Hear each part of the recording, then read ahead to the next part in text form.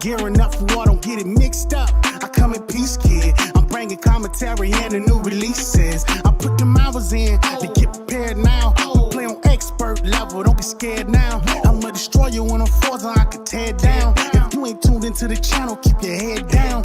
Cut the fix up with some Xbox babies, put the switch up.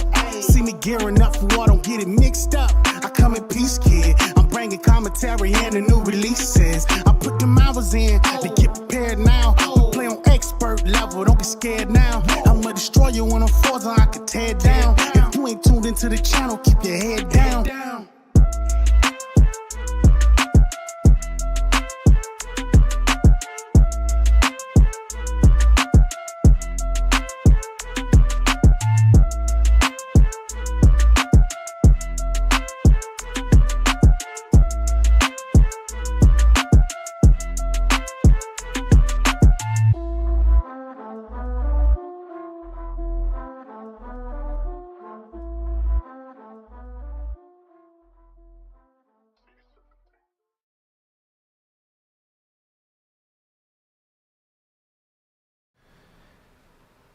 Hey. It's always funny trying to open with something new. Hey, everybody. Welcome to The Fix. You're here with myself, Infinite Umbra. I'm joined by my co-star co-host, Daniel J. McGee. What's up? And we are, again, visited and joined by our good brother, Crusader. Hello. Yes. I want to make sure that you guys can hear us very well before we go further. So a quick sound check. I have been fiddling with my volume. Am I coming through loud and clear for you guys? Just if I am, you could put a 1 or something like that, or a yes, whatever. And I also want to make sure you guys can hear them well as well. So if you can hear all of us, please let me know. All good? Okay. First, I'll give a shout out. Punty, I see you were the first up here. Angelina, welcome back. Teasy the GOAT, what's up, my man? Haven't talked to you in a minute. We got to talk. By the way, Teasy, did you ever get your mic? You ever get your setup? Because, we wanted to have you on, at some point. I don't know if you ever did. I haven't had a chance to speak with you lately. Yeah. Anyway, though. That said, and for all of those who are here lurking or whatever you may be, thank you all for joining us. We'll start with introductions here. I'll start with you, Crusader, as our guest. Tell the good folks what you've been up to lately, what you've been watching, and things of that nature. Yeah, so I have not played games in the last 2 weeks. I burned myself out a little bit by playing too much. And so I'm doing the healthy thing, and I'm burning myself out on TV film instead. I watched all of Daredevil Born Again in the last week. I loved it.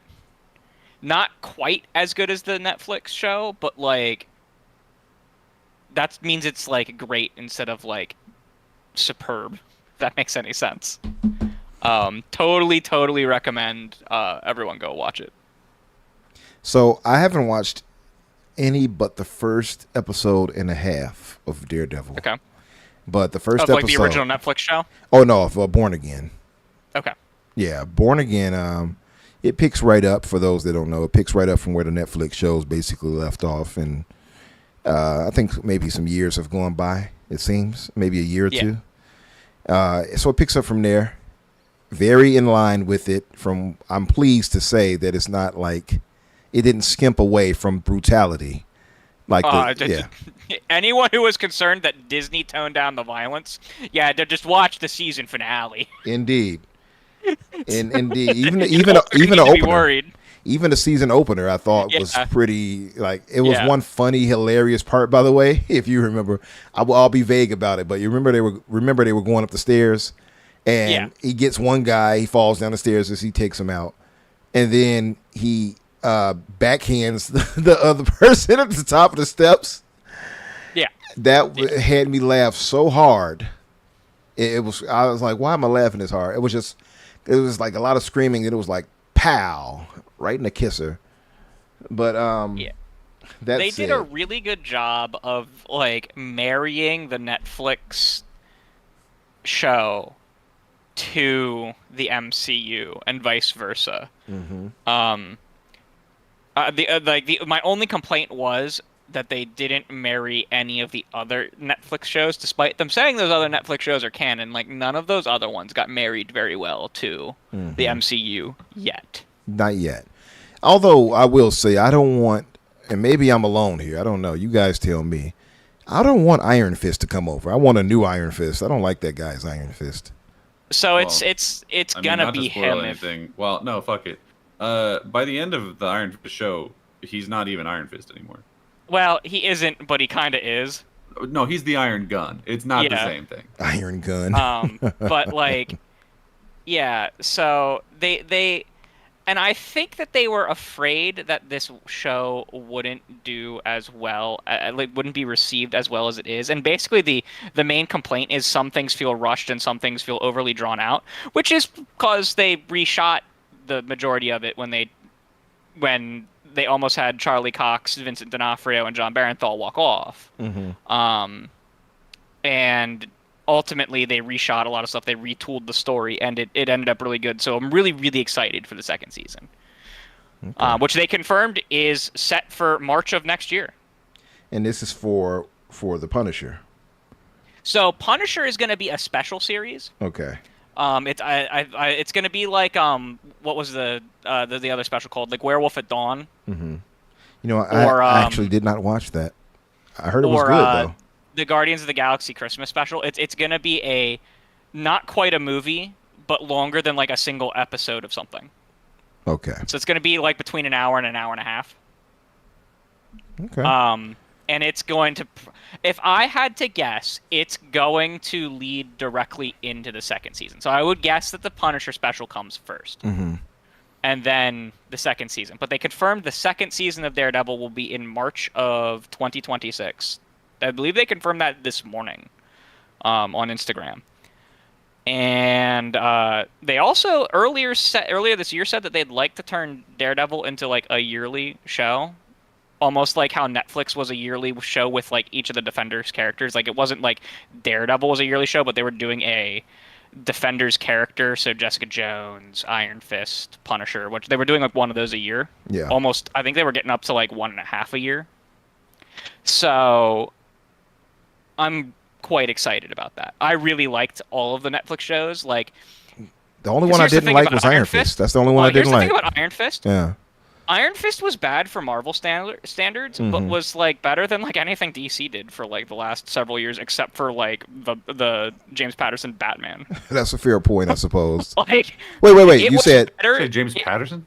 You said who is it? Not James Patterson. What's his name? Robert Patterson. Well, you didn't like that one, or you saying you did like it? No, I'm saying that was like one of the only DC things that came out in the last like decade, like since The Dark Knight. Got you. Because I loved that. I actually thought that was pretty good, but. Yeah, Danny, I think you didn't though, right? You didn't care for that, right? Like what? For the Robert Pattinson one, you didn't like that one? Like that. That's like my favorite Batman. Oh, okay. I was wrong. Who said that? Somebody told me they didn't like that, but I'm like, wow, how could you not? Dumb. I thought it was okay. I thought it was good. Yeah. Like, and here, because like the thing about Iron Fist is, it's like definitely not the worst thing that Marvel's done by far. It's definitely far better than most of the like older pre-Iron Man superhero movies, with like the exception of Blade. Yeah, Blade was top tier, because like a lot of old superhero stuff was bad. Yeah, right. Yeah. And like people are like, Blade Iron Fist is bad. I'm like, man, Iron Fist. Blade 1 was Fist excellent. Was like okay, yeah, like it was passable. I mean, you know what? You did have some more modern. What was that one they had recently? Because I missed out on a lot of these Disney shows. The one with, I think Daredevil appeared in it. So he's appeared in a couple things. Yeah, She-Hulk was not great. She-Hulk was bad. Yeah. She-Hulk was actually bad. It's mixed reactions for that one though, because it's like some people hate it, some people love it. But it's the one with the it's all right. the lady, the girl. She's like doing martial arts. Echo. What's an Echo? Thank you. Yeah. So he appears in a flashback in Echo. He appears in the third Spider-Man movie very briefly only as Matt Murdock. Mm-hmm. But that's like where they were like, oh yeah, by the way, Charlie Cox and like all of the Marvel shows are canon. There you go. It's kind of hilarious, by the way. By the way, could you all hear that just now? Could you hear this? Let me know if you can hear this. I cannot hear anything. Can't hear it? Are you doing something? Okay, I just wanted to make sure because. Are you killing somebody right now? Streams in the background? Yeah. So I just wanted to make sure my soundproofing was correct and good, and I can murder in peace. No, but please. I was wondering because I have this trailer queued up, but I just wanted to make sure it wasn't coming through on you guys' end. Yeah, so like that, the Echo one is what I saw, and I saw the like poor choreography, and I was like, "What is this?" Yeah, so a lot of the Marvel the Marvel shows on Disney Plus are either great or bad. Yeah, right. Like, Because like WandaVision was pretty great. Loved WandaVision. Yeah. Hawkeye was pretty okay. Hawkeye was mid for me, but it wasn't bad. I didn't think it was the greatest, but it wasn't terrible. I thought Falcon in the Middle of Winter Soldier was pretty mid. I thought That's Secret interesting. Invasion or whichever one it was awful. That was horrible. But I thought Falcon and the Winter Soldier I thought was actually really good. It was close to a movie quality, in my opinion, in ways. Daredevil Born Again, definitely the weakest season. Like if we're including it with the original Daredevils, like they're technically not in the same series, but we're gonna call them the same series. Definitely the weakest season of it. But like the other seasons are just so good. Yeah, those are their top they're tier. So good. Yeah. It just goes to show how great those were, you know. Yeah. But from what I've seen already, though, great acting so far. Oh yeah, Moon Knight. Thank you, G. Maybe. I loved Moon Knight. Moon Knight was pretty good. I love Moon Knight as a character, so I loved Moon Knight. Yeah. What did you think about Isaac being, playing as him? I thought he was great. Yeah. I thought the fact that he was playing two different characters in it was incredible. He did a great job. They did a good in my opinion. I feel like Moon Knight could actually get a movie. I think they did it well enough with that. And I also saw they had like a Blade What If where he's basically Moon Knight. Did you all see that? Is that out yet, or is that because I haven't watched What If? I think it's in a concept stage. I don't think it's out yet. Yeah, I don't know if that's in the next season or not. I did see the thing about it though. Yeah. Like I did see that. Like I saw the image. Okay. Yeah. But yeah. So you haven't been gaming too much lately. You know, I can kind of relate because I did get a few gaming sessions in. I played some Rise on PC recently. Looks gorgeous. The game on the screen here is Metal Eden, for those wondering. I'm excited for this game. This is actually okay. It's like it could be a bit more. Maybe it depends on the difficulty. I can't tell what difficulty it's on. I don't even know if they gave me the option. I just remember just playing it and for the demo here. But it's visually nice. I like the setting and situation. You basically playing as this shell android body. You go into these lands and such. It's interesting, and it's made by, or at least is published by Deep Silver. So, and I trust Deep Silver. So they didn't develop it, but they have some hand in it. But yeah, it's okay. I think if I get it, I'll probably wait for a sale. I wasn't blown away by it, but I'll probably wait for a sale. But did you want to add anything else on what else you've been watching, or?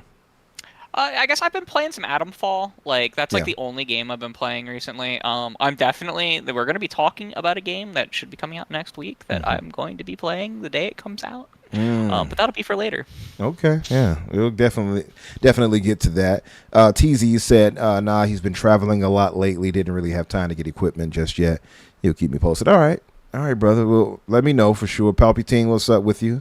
He says, I'm telling you, if Ubisoft wants to make some money, remaster. What's the name? Wildlands. What's the name of that? I can't remember the guy's name. Ghost Recon. Ghost Recon. Thank Tom you. Clancy. No, you had it right. Ghost Recon. Tom Clancy, Ghost Recon. Wildlands, 40K. Yeah. Actually, Wildlands was pretty fun, Palpy. I like that. Wildlands and Breakpoint. Was it Breakpoint? Whatever it was. That was both I actually enjoyed for what they were worth.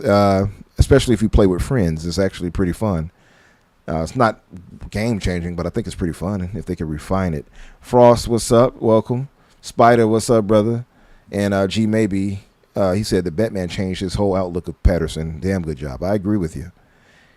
He actually, it's so much baggage that came with the whole. What was the name of that damn vampire movie? No,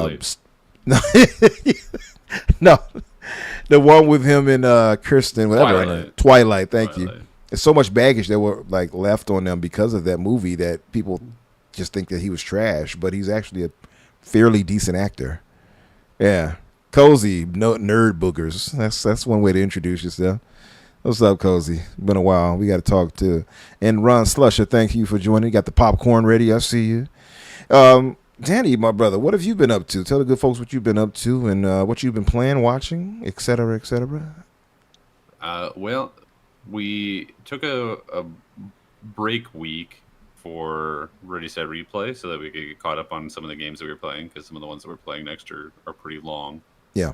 And so I've had more time to do other things other than edit podcast episodes. And so I was finally able to finish Avowed. Finally. It's like 3 months later. but here we are. 3 months later. Yeah. What did you think about it? I really like it. Yeah, I think it is really, really good. Like maybe even great, but it just like it's not one that I think is going to be held up as like, oh my god, this is this like pinnacle of RPGs or whatever. But I think it is a really, really good one that does a lot of interesting things that I think other people should look at. Yeah, like I'm with you on that. I think that its companions are better than companions we've had in most RPGs lately, so I'll take them. Listen, they gave us Fish Garrus. Yeah, Fish Garrus is the best one for sure. Yeah. Some of the other ones they had to like grow on me a little bit because I thought Yatsley was kind of annoying at first, but she grew on me. She's really good. She grew on me too. Yeah, I agree. Fish Garrus is the best. I agree though. Kai is best. Yeah, we love Kai. I don't know. I think it's really great. I think it offers better role-playing opportunities than most games I've played lately, where you actually get a lot of decisions about like how you want this world to be formed and how you want your character to feel about certain things. It tackles a lot of like very relevant real-world conversations that I don't think any other game would feel confident tackling in today's day and age. Like there is a side quest where you basically get to decide whether or not your character is pro-life or pro-choice. I think that one is surprising to see in a game and frankly a really cool thing for them to throw in there. It's one of the I know a lot of RPGs have been getting trashed out lately because people are like, oh, you can't be evil in them. You can be pretty evil in this one. You can basically decide to kill 3 cities worth of people. Yeah, you sure can. You can straight up become a like colonial like Cortez, like Spanish invading and destroying the Aztecs. Like it's also an achievement for it, by the way. There's an achievement even for that's good for all of you sociopaths who just want to see. I want to see that diamond. I want to see that diamond appear on my screen. Mission's complete. There we go. We've done it. Some of the like ways to like resolve arcs of the game too, being like hidden behind like, and not only hidden behind side quests, but like hidden behind like secret stuff in some of the side quests, is kind of nuts. Do you have an example of that? Because I don't actually know what you're talking about. So in the second area, the city in the second area where like all of the what are they called, animancers? Yeah. Fior, so De Inverno. In your playthrough, did the city burn? Yeah, I know exactly what you're talking about. So you took care of the cave. There's a cave that is not a not a direct quest objective, but if you actually read the notes that you're supposed to follow, you find that you're supposed to go to this cave and eliminate these people in this cave, and if you do, the city doesn't actually like burn to the ground and is still habitable. So it's interesting for me on that. I had Lucius Augustus, who's been a guest on the show. He warned me beforehand. He said, before you get to this point here in this mission, just make sure you look around for this cave called blah, blah, blah. Well, I saw that cave and during my exploration as I was just going around exploring, and I forgot to go back to that cave. And I kept playing. Got past that point of no return. I reloaded. I did the same thing because I didn't know. I'm like, oh, I wonder if there's a way to fix this. And then I paid attention to the quests. I think I lost 6 hours. Oh wow! Yeah. I reloaded 6 hours. So I was like, oh man, I wonder if there's a way to stop this. Not 6 hours worth. Figured out that there was a way to stop it. I ended up just kind of stumbling onto it. Like I just walked into this cave, and the guys were like, "Hey, get out of here, dude! You're not supposed to be here." And I was like, "Okay, well, I'm gonna be here. Like I'm still gonna. I'm definitely higher ranked than both of you two schlubs. So like, I'm gonna go check out what this is." And then as soon as they attacked me, I was like, "All right, well." It is pretty funny when they try to like dictate to you. It's over. Like you're the envoy. Yeah, like how dare you tell me what to do? It's like, I'm sorry, the Emperor knows my name. Does he know who you are? Yeah, right. Right. Exactly. I grew up in his house. Do you have a house? Right. Sorry. And the sheer amount of different like ending paths that you can take that are all like there's polls to like the differences between them, but like how there's like subtle differences too based on like how you handled things with the cities and stuff, which is so cool. Yeah, but that part specifically for your G maybe shares in my sadness, because I didn't know until after it happened. And I saw the city on fire, and I was like, "Oops." Yep. I was like, "Damn." Yeah. No. It honestly didn't even occur to me that was missable, to be honest. Yeah. I assumed that like some quest would have pointed me there after the fact, but because I had already killed them, I was like, all right, well, I guess we're done. So, no quest ever points you there. It's just that like you resolve that like this person was meeting someone near there, and that there's probably more of them in the cave right behind where you met them. Yep. And you're supposed to go in there and deal and investigate it, but you never get a quest marker to do that. Yeah, it's very unique in that way. That was really cool. I like that too. Yeah. I have to say, because I don't know what they would call that. Like, I don't know if they would say like emergent mission telling, storytelling. I'm not sure, but that is an interesting way to handle it, because it's like happenstance almost. Yeah, it's just not like hand holding, like it's like these things are happening in the world and other people don't know about it, so they can't tell you about it. It's like the real world, right? It just makes sense. So Cozy asked you a question, Danny. Cozy in the chat, she asked, "Did let me see if I can find it." She said, "Did you get the good ending?" I honestly, it's hard to say for sure. I ended up choosing, I guess this is kind of spoilers, but at the end you basically get to choose like how you want the Adirian Empire to like deal with the with the living lands. I wanted to call it the New World for some reason, and the three options they give you is like either you're a colony, or the living lands are a colony, or they become, there's like some weird word that's like somewhere in the middle, or you're like, no, screw that, we're gonna just be free and do our own thing. And I definitely chose that one because I was like, so vassal we're super powerful, and I have called... like god powers now, so like fuck with me if you want. But I think it was like Gershom or something like that in the game, but it's basically like a vassal state. Okay. Hello, Chicken Eye, or should I say hi, Chicken Eye? Welcome. And I think the only one of the areas that I think I might have missed something or messed something up, because I did get the achievement for like doing all the side content, so I didn't miss any of the like major stuff. But the only area where I'm like, I feel like I might have not gotten the best ending there was in Thirdborn, because when I left, it was definitely still like, well, there's still zombies everywhere and we're not doing great. And then like the leader of them died. Didn't die, but she had like still had the Dream Scourge when I left. And I was like, okay, so oops. There's really not a good ending to that area. There's it's pretty different tough endings. Yeah, it's tough all around. That's true for quite a few of the areas where it's not like there's not like a great ending for the area. It's just that some are better. And I kind of appreciate that. One of the things that I really love about it is that one of the areas, the last major area, so the last area not including the garden, is the choice you get at the end is like, do you want to? These people have this culture where they stay in this, they stay in the area and they're like defending the garden or whatever, like, and they're not allowed to leave. And so the choice gets laid out to you as like, the way that they sort of present it to you makes it feel like it's more binary than it is, where it's like, okay, well, do you want to destroy their city and then they'll be forced to leave and people can go wherever they want, or do you want to not destroy the city and then like, but maybe they'll still be trapped?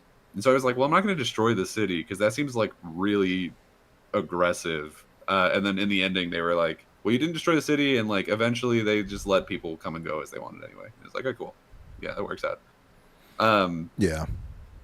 But what I really like about that is that like normally in RPGs like this, all of your companions will just tell you what they think about it, and then you don't usually like hear about it again. But in this one, when you like go back to camp, or even when you're just walking around with two people, they'll talk about not necessarily your decision on something, but they'll talk about how they felt about the choice, like what choice they would have made to each other. So like after that, I forget who it was that like wanted to destroy. I think it was Yatsley was like, yeah, we should have probably destroyed the city. And Marius, who's from there, like they had a whole conversation when I was just walking around with them that was like, no, like you can't just destroy the city. Like that's not going to fix it. Like then they don't have anywhere to go, and they don't have if they want to stay, they don't have the choice to stay. Like if you destroyed that city, you're basically destroying my culture. Like, do you not understand that? Yep. And it's hypocritical of her too, by the way, because she complained about you destroying the other part. If you destroy it, I also destroyed that temple. I did too. I was like, I don't feel great about like, because I think Kai phrases it in the best way in that moment, where he's like, yes, if we do this, it won't end the Dream Scourge, but like that's the overarching mission that we're doing right now anyway. And the people who are there will still be able to like actually fight and or run. Like they will have their own autonomy to fight against this thing on their own. I was like, yeah, well that's what I would want. Right, freedom. I wouldn't want free of will. I wouldn't want some envoy of a colonizing empire to make a decision to kill like half of the people in my city because it would be better for me. Like, that's not. I don't want you to Thanos my city away. Game. Right, I agree with you. I'm so excited for DLC coming for that game. Me too. Yeah. So it's a really, really good game. I do think it's like a little bit clunky, and there's a couple of things that could have been better. I definitely had like weird frame rate issues where I'd be like talking to people, and for some reason the frame rate on like just the person I was talking to would drop, or you would like see fabric moving in the background that would be at like half the frame rate as everything else. And I don't really know why that was the case. But otherwise, I'm like, yeah, this is like an extremely high quality AA RPG, or like a pretty great AAA, depending on how you want to look at it. You can feel the fact that it was originally supposed to be a co-op looter shooter. And I put shooter in quotes because, it's there's a lot of melee. You can feel that, especially if you played it in the early access and finished it in the early access, and then they patched the leveling issues on day one, and you get sad a little. Yeah, obviously. But I would not have guessed it as a looter like at all. I guess that makes some sense, seeing how many treasure chests there are around. I guess that makes some sense. Well, it was more how the leveling initially worked. They completely changed how itemization leveling worked so that it was far more graceful, so that you didn't just go into the next area and get your absolute hand or like face stomped in. This was how it was before the day one patch. If you played it during the the like paid for early access period. Mm-hmm. Because I finished it. I almost finished it in the like I played like the last like 3 hours with the day one patch. And that was like my biggest complaint was patched out of the game, and I'm just like, okay, whatever. Right. Problem solved. Shout out Jokes to on me for giving them money. Right. Ha you. Shout out to Gray. Mistake. Right. That'll teach you. Shout out to Grey Monad Armad. What's up, brother? Bobby Hawk said, if it isn't Umbra, the man of mysteries.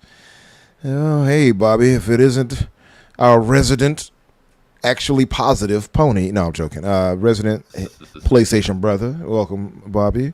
As always, Cozy asked a very relevant question. She says, did you kill the baby?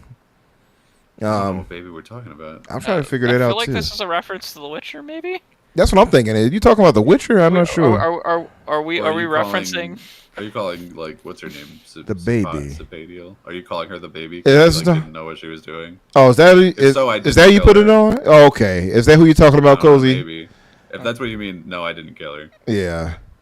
I did both just to get the achievement. But I didn't like the killing part, though. I was like, Yeah, I gave her a little robot body, and she got to run around and do stupid stuff. Oh, did you do that? I saw that was an achievement for that, too. I felt salty because I didn't do it because at first I wasn't trusting her. So yeah, I did. I look genuinely up until like the last second, I wasn't trusting her at all, because there's that bit like near-ish the end where like, because you've been talking to her the whole game about like, hey man, chill, like you got to stop doing awful evil stuff. And then, like, right at the end, she does that, like, last burst of Dream Scourge shit. And you're like, we talked about this. That's what I was saying. I was like, I don't know. Should I trust you? Because you seem to be making a lot of poor decisions. Yeah. Especially for a so-called god. We talked about this 10 minutes ago. Right. I'll be good. I'll be good. For me to try and handle this situation before you... Right. Farted blight out across this area. I'll be good. I'll be good. Kills 10 million people. Honestly. Shout out to 108 Dragons. What's up, Lemon, my brother? He gives us a $2 donation. He says, keep pushing, bro. Thank you, brother. Appreciate you. Dragon's birthday, I believe, was about 3 weeks ago. So for those in the chat, give him a happy belated. Yeah, man. As far as, did you have anything else you were playing, Danny? Did you got through Avowed and... Nah, I mean, I also played Pokemon Stadium. Played a lot of that. The 64 version you're talking about? 64, well, the Switch Online version. But okay. Gotcha. But I have a lot of things to say about that, and we will be recording it for Ready Set Replay very soon. Nice. But I'll give you the real fast bullet point. I think that game sucks butt. I knew you were going to say that. I think that game is aggressively bad. Damn, it's aggressively terrible, huh? You can't even play half of that game unless you own a second full-priced game. What? What the hell? Yeah. Nintendo will find a way to get the money out of people, won't they? I know. I was looking at it, like, given current events with Nintendo, and I was like, oh no, they might have always been evil, actually. Yeah. I was talking to someone earlier, and they were like, oh yeah, I'll just wait for a sale before I pay for the $80. I'm like, you're going to be waiting for a long time. You're going to be waiting. Yeah, because you're going to need to find a garage sale. I swear. What I'm going to do is game share. I got a buddy who's getting it. You know, casual, Morty. I'm like, hey, we're going to game share, buddy. Yeah. I will just simply not play them because most Nintendo games are just not interesting to me anyway. So it's a pretty easy step for me. Yeah. It's only a few that really capture me. Mario Kart, Mario games in general. Maybe Luigi's Mansion, Zelda games, Metroid. Yeah. That's really kind of it. Okay, you did just name like a lot of them. I know, right? But that's like all their major first party, I suppose. Oh, I heard what was it, Fire Emblem? I heard it was pretty great. I'm a big fan of Fire Emblem. I like Fire Emblem and Pokemon are really the only Nintendo franchises that I consistently go in on. Yeah. So when those come out, I might try and find cheaper ways to play them. But we'll see. Okay. We'll see. Cozy. As it stands right now, I have absolutely zero intention of giving Nintendo any of my money. All right. So understandable. Unless they walk back a lot of things, I will be voting with my wallet. No, and that's the thing. More of us need to do that. Like the console price, I'm not mad at. It's the gaming price that I'm not supporting the gaming price. I refuse. The gaming price is bad, and all of their practices around it are absolutely terrible. Where it's like, hey, we're locking the DLC for some Switch 1 games behind the Switch 2 paywall. Yeah. We're making the GameCube thing only playable on Switch 2. And I'm like, that's bullshit. Yeah. Bullshit, you know that is. It is, yeah. And they'll get away with it because their fans will support them regardless. They'll get away with it in this household, and that's what you said, not on my watch. Cozy mentioned Animal Crossing. Yeah, Cozy, I wish I could have seen it. I think she's deleted it or moved on from it since that point. But she had a Animal Crossing setup she told me about one time. We were in a party chat where she had, I guess she made it some drug-riddled town for the denizens there. Yeah. Throwing syringes around on the ground. Right. I wish I could have seen it.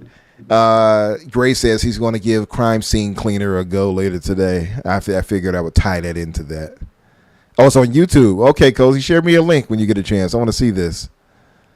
What's this? Bobby says, which one of the three houses or the one that makes you look like you have toothpaste for hair? What? Are you talking about Animal Crossing? Both. No, that's Fire Emblem. I enjoyed both of them, but Three Houses is like head and shoulders better than Engage. So. Oh, okay, nice. Okay, what's up, Splendiferous? What's up, brother? Yeah. As far as myself, I'm kind of like you, Crusader, where I haven't been gaming the way I wanted to, because I still got to finish up AC Shadows, and we got Expedition 33 coming up. I mean, we got a crazy amount of good games, on the horizon, should I say? But I put AC Shadows aside more or less for now. I played some Rise, Son of Rome on PC for the first time. It's gorgeous. I did some mods to give myself the basically the costume you get toward the end of the game, and actually I gave myself all the levels too. I was like, why not? Since I've played this, beat it many times, and then I played this Metal Eden here that you all see on the screen, and a few beat 'em ups I got on Steam for very cheap. So, but yeah, other than that, I haven't been gaming as hard as I usually would. But yeah, but other than that, let's move to this news roundup. I guess we can start with this before we go to that. If you guys hadn't seen this yet, and let me know in the chat if you guys are planning to go see it. The Fantastic Four. They got a new trailer that launched today. If you guys have seen it or not, let me play that.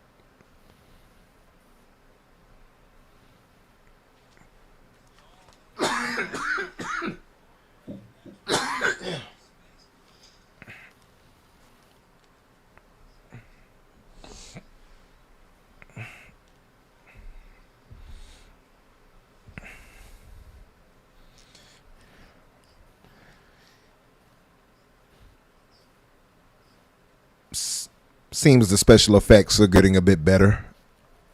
Some of them are really good in this, and some of them are not good in this. Yeah, some of them are still wonky. I think towards the end of this, like, where you see his stretching, the stretching don't look too good. Yeah, the stretching was odd. See, I'm like Pedro Pascal's biggest fan, though I am really mad this isn't, what's his name, Kaczynski. I said the exact same. I wish they would stuck with Krasinski, should I say. Just have I don't like John Krasinski. You don't? No, I don't think he's a very good actor. You don't think so? Nah, he's like okay, I guess, but I don't know. We need like a leading man in this universe because they just killed all the other ones, and John Krasinski is not that. I also don't know for sure Pedro Pascal is that, but I guess we'll see.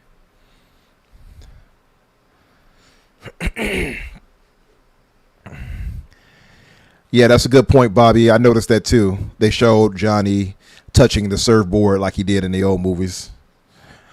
I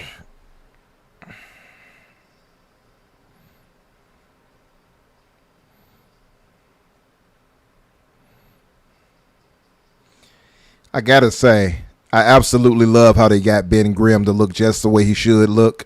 Yeah, he looks great. Spectacular. Also Galactus, to be fair.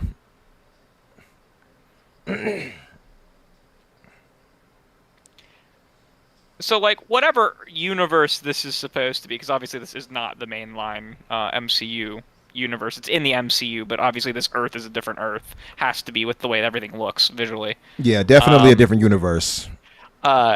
This Earth is doomed, right? 100%.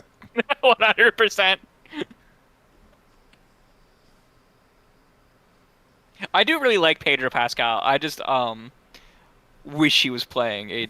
I don't know who else. I just wish he was playing, not Mr. Fantastic. You share what I share, like, because I said the same. I love Pedro. I really do. As an actor, I think he's great. I just don't see him as Mr. Fantastic. And some things I'm kind of a stickler for when it comes to comics. I want the characters to look and be like who I envision them to be because I've grew up reading them. And he's just not Mr. Fantastic in my head. I'm not mad about it. I just wish they would have kind of stuck with Krasinski for it. But it is what it is. That said, I have to say this trailer got me much more hyped for this movie than the first one. And it seems much more serious compared to what they showed at first. And which is what I feel like the MCU needs to go back toward. Less of this kind of Guardians of the Galaxy-esque comedy for everybody. Not everybody should be a comedian. You know what I mean? We need more serious kind of, as silly as that might sound, seeing how this is comic movies, but we want more serious kind of storytelling in some of these, and I feel like this is going to be that from what I've seen. What about you, Danny? What's your thoughts on it? Yeah, I mean, this trailer definitely has me more interested in it than I was before. I agree that Ben Grimm looks great. The effects of it, I don't know, for me it's sort of a catch-22 because it's like if this movie turns out to be great, like you said, this universe is screwed, so we're probably not going to get like a sequel to it that's in this universe. So it's like it's kind of going to be a one and done. Well, so I feel like they're going to pull the characters. The characters will be fine, but if we like this like retro futuristic aesthetic, that's gone because they're going to if they survive, which they probably will, almost certainly will. Then they're just going to move over to the, what is it, the 616, the 3144, whatever. No, so 616 is the comic. The 619. I forget what the MCU is technically. I kind of shorthand it. I call them the same because it still is basically supposed to be the MCU is supposed to be the movie version of that, essentially. Yeah, I don't know. But yeah, it don't matter. It's a different number. So they're gonna like still. They're going to be moved over to the core universe, and it's like, okay, so like we'll still have these characters, but the universe will be different, so like it won't be the same. So like if I fall in love with this universe, then I'm screwed. But then also it's like if this movie is bad, then it doesn't matter anyway because the movie's bad. So I'm kind of stuck in this gray area of like, well, if it's good, then I get screwed later, and if it's bad, I get screwed now. So I don't. Either way, I'm hoping for. Either way, you're going to get some screwing done. Is either that what way, you're trying to say? I'm losing. Yeah, it's like I don't know. Shout out to Next Gen Dero. What's up, brother? Welcome. Yeah, I'm just gonna take it, one movie at a time. I think because I've been pretty de-invested from the Marvel universe for a while now. Yeah, like that was me until Daredevil. Yeah, that was like 3 me in Daredevil, and I enjoyed it. But at this point, I'm like, Yeah, it's one of those things where I'm like, I'm enjoying Daredevil, and I'm gonna finish it probably this weekend. What about Captain America though? Did it not catch you guys? Did it not pull you back in? I thought it was fine, I haven't seen it yet. No, it wasn't. Okay. I don't. That wasn't enough. I am going to see the first Marvel movie that I've seen in theaters for forever with Thunderbolts. Yeah, I want to see that too. I'm excited for Thunderbolts. I'm very not excited for Thunderbolts. for me, the future of the MCU is like either the Fantastic Four is good, and that'll be like the thing that turns it around for me, or I'm just waiting for this whole dumbass multiverse saga to be done, and I'll come back in when it's over. I don't know, man. I'm excited for this. I think this opens up a lot of possibilities. I mean, it could be cheap too, because they'd be like, "Oh, well, here's another Captain America." You know what I mean? Like they could be cheap about how they handle it, but I'm actually very excited about it. Cozy says that Ben looks like somebody's Flash project in school. What the hell? That's rude. Hey, he looks fine. Stop it. He looks great. Looks better than the older. No, the only character that I think looks genuinely bad is I think the Silver Surfer's. The effect on her looks pretty bad. Like I don't care that she's a lady because I have no attachment to the Silver Surfer at all. I don't care. But I think the effect on her looks pretty rough. They gotta work on it. I'm pretty sure they're not finished with the effects for her. But the thing is, like, I'm not mad at that because she actually does exist. What I don't want though, and this is a different universe. So my theory is that them being in the whatever 60s era universe they're in right here is obviously going to die because you very clearly see Reed writing on that gigantic long chalkboard calculations. One of them, if you pay attention to it, is the diagram for time travel, which Tony worked out on in an end game. So he's definitely looking for a way to save their planet. Clearly Galactus is hungry. He's strolling through New York. Right. He's strolling through New York, we saw. And you can see some of the Earth being affected by his devices that he sends down to like materialize it into like matter. So very clearly this Earth is basically up. So they either going to time travel or at least travel to a new universe, which will be the 616 version of the MCU to the main universe. And so I want to see how that all plays out. But what to me is the most interesting is how does Robert Downey Jr.'s Doom play into this? How are they going to, because there's a leaked image, I don't know if you all have seen it, where it shows Robert Downey Jr. in the armor. And it does show him with the arc reactor in his chest too. No, and I don't know if that might be a leaked image, but I don't know if that's from this or if it's like an after credit scene, because the new Rockstar guys who I follow a lot of, they seem pretty convinced he's not in this movie. I don't know what like behind the scenes information they have on it, but they're like pretty convinced he's not in it at all. You know, it's interesting that you say that because you figure they probably would have shown him by now. You would hope so. Yeah. I mean, they already revealed that he's that's in actually it, so he may as well. Yeah, that's actually a good point that you just made there, mentioning that, because I would be showing Robert Downey Jr. every chance I got, knowing how much of a cash cow he is for the MCU. One thing I am going to say is they have gotten a bit better at when they want to hide something, they hide it. Yeah, well, they were really good with that with Endgame. I mean, they hid Matt Murdock in the cameo in Spider-Man. Like, no one leaked that. That's true. Yeah, that was wild. Sure. Like, I also, but are they really hiding it at this point? If it's like we already know that he's there. we already know that he's been cast and stuff. Like, I don't know that it makes a difference to. Honestly, I sort of hope he's not in this movie because it's like. Okay, so we're gonna have Doom and Galactus and the Silver Surfer, and it's probably gonna be an after credits. And we have to introduce all these characters, and it could be a stinger. Yeah, it could be. I'm gonna say it's an after credit scene, and I'm gonna say it's an after credit scene specifically because, like, that's the easiest way to like have it not be important to the movie, be able to show it for the first time and get people screaming about it. Yeah, and like. It's something that is hard to leak because they can film it completely separately. Like, they could film that with, like, legit just him. In a totally different location. You know what I mean? Like, so, I'm gonna go with, it's in after credits. That would make the most sense, probably. I will tell you, the thing that has me the most concerned about this movie is that they've also announced now that Sue Storm is pregnant in it. Right. You got old Franklin bubbling. Franklin so on the bubble. Yeah, that has me concerned for a number of reasons. Number one, Franklin Richards is an ass character, and I don't want him anywhere in anything because he's terrible. He's a Mary Sue. He's the Mary Sue. Mary Sue character you've ever seen. In your life.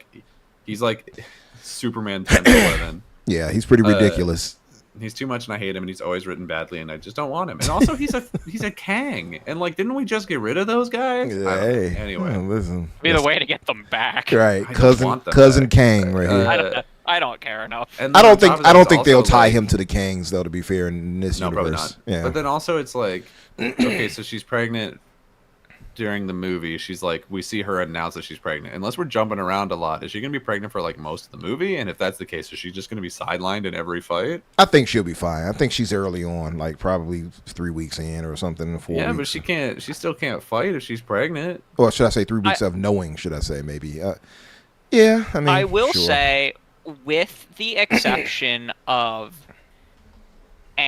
with the exception of the new Captain America movie, they have done a really good job in the trailers of being very misdirecting. Captain America, they spoiled the whole movie in the trailers. Yeah, they did. But everything else, like, you know, I look back to like even at Endgame. Like Endgame, those trailers was like everything like that was in it was in the first like 20 minutes of the movie, right? First hour at max.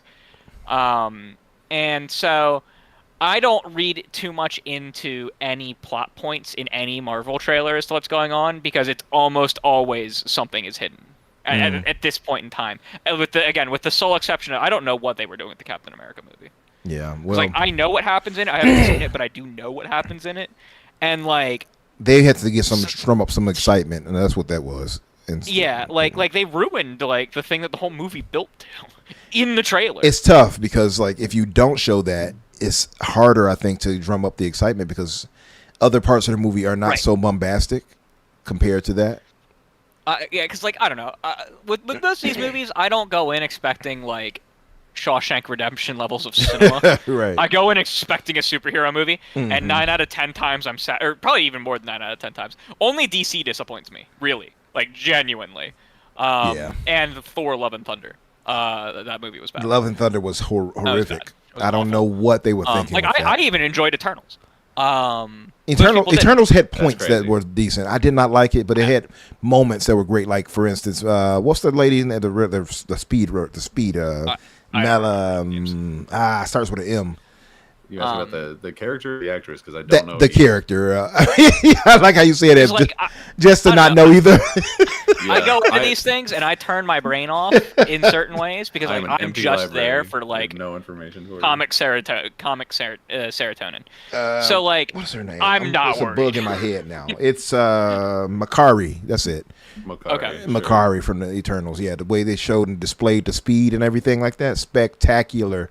Easily one of the best. Cool. One of the best displays of speedster in movies or shows. It was a cool like visual. I think that character didn't do anything.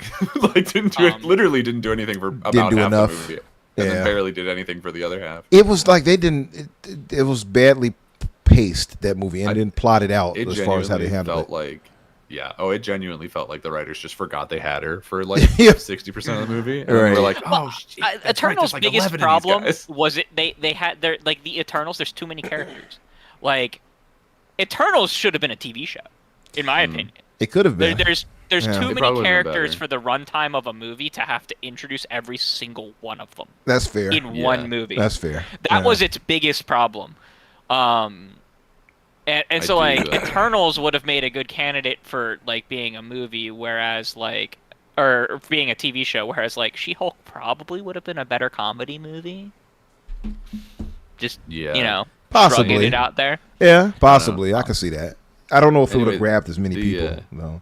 The only thing I'm excited for with this Thunderbolts movie is to see literal representation of Superman just absolutely bodying the MCU. I hope Superman is great. I hope that it turns out to be great because DC needs that, and I want that universe to do well. And they got my man Gunn on it now. I think it's going to be decent. Honestly, I have no faith in DC. Not even Mostly with James Gunn. Legitimately, you're gonna have to prove to me that it's not gonna be bad. Yeah. Like I'm gonna have to see it not be bad. I hope it works out. I want to point out, Bobby is funny. He says in the way they showed it, she says she barely did any damage. Yeah, Ikari is basically Superman of the Eternals. She's not doing much damage to him. That's guaranteed. Even with her speed, there's the way she was running and knocking him into the wall, the stone and whatever. He's basically their Superman. He's pretty powerful, Ikari. Just want to read this really quick.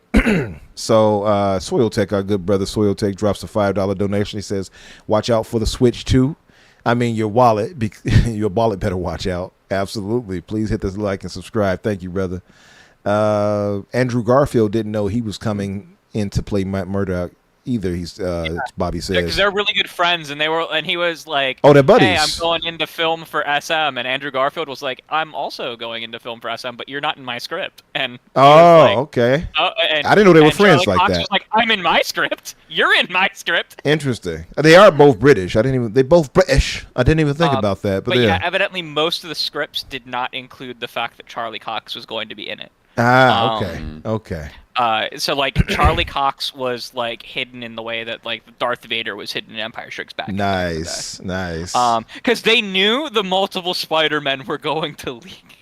Yeah, I mean that got out there pretty quick. I knew that was happening. It's still exciting when I saw it, but like Same. I feel like that's such a stupid thing to hide, though. Like the Matt Murdock cameo is like a 1 second thing that does nothing. Like it doesn't matter. Just be like, fuck it. It feels like it might feel like it on a macro, right? I think on a micro, I think it feels good because it's like this little the thing I almost say Microsoft. The thing Marvel has done well is build up on giving us fan service. So that's one of those fan service moments right there. For me, I'm a huge fan of the Netflix Defenders characters, right? I'm a huge fan of all of them. I even like the Iron Fist. I will accept it as the mid show of them. You're a Defender's defender. Yeah, I am a defender. But like a Daredevil, no one's gonna tell me that Daredevil and Punisher shows are bad. I'll hate you. Those are great. Yeah, nobody would argue that. I'm not gonna. Now Iron Fist, I'll probably argue with you, but yeah. Yeah, pretty bad. But I was really mad because they were supposed to be in the MCU originally, and then they had a falling out with the Marvel Television was like disbanded for a little bit there, and then they reconstituted under Disney Plus, and like they abandoned everything cool that they created. Cause like I even liked Agents of S.H.I.E.L.D. on ABC. That was okay. It was a CW show, but I enjoyed it. It was for what it was. It was basically a CW, and more or less. But like I enjoyed ABC it. Family or something. Yeah, ABC Family.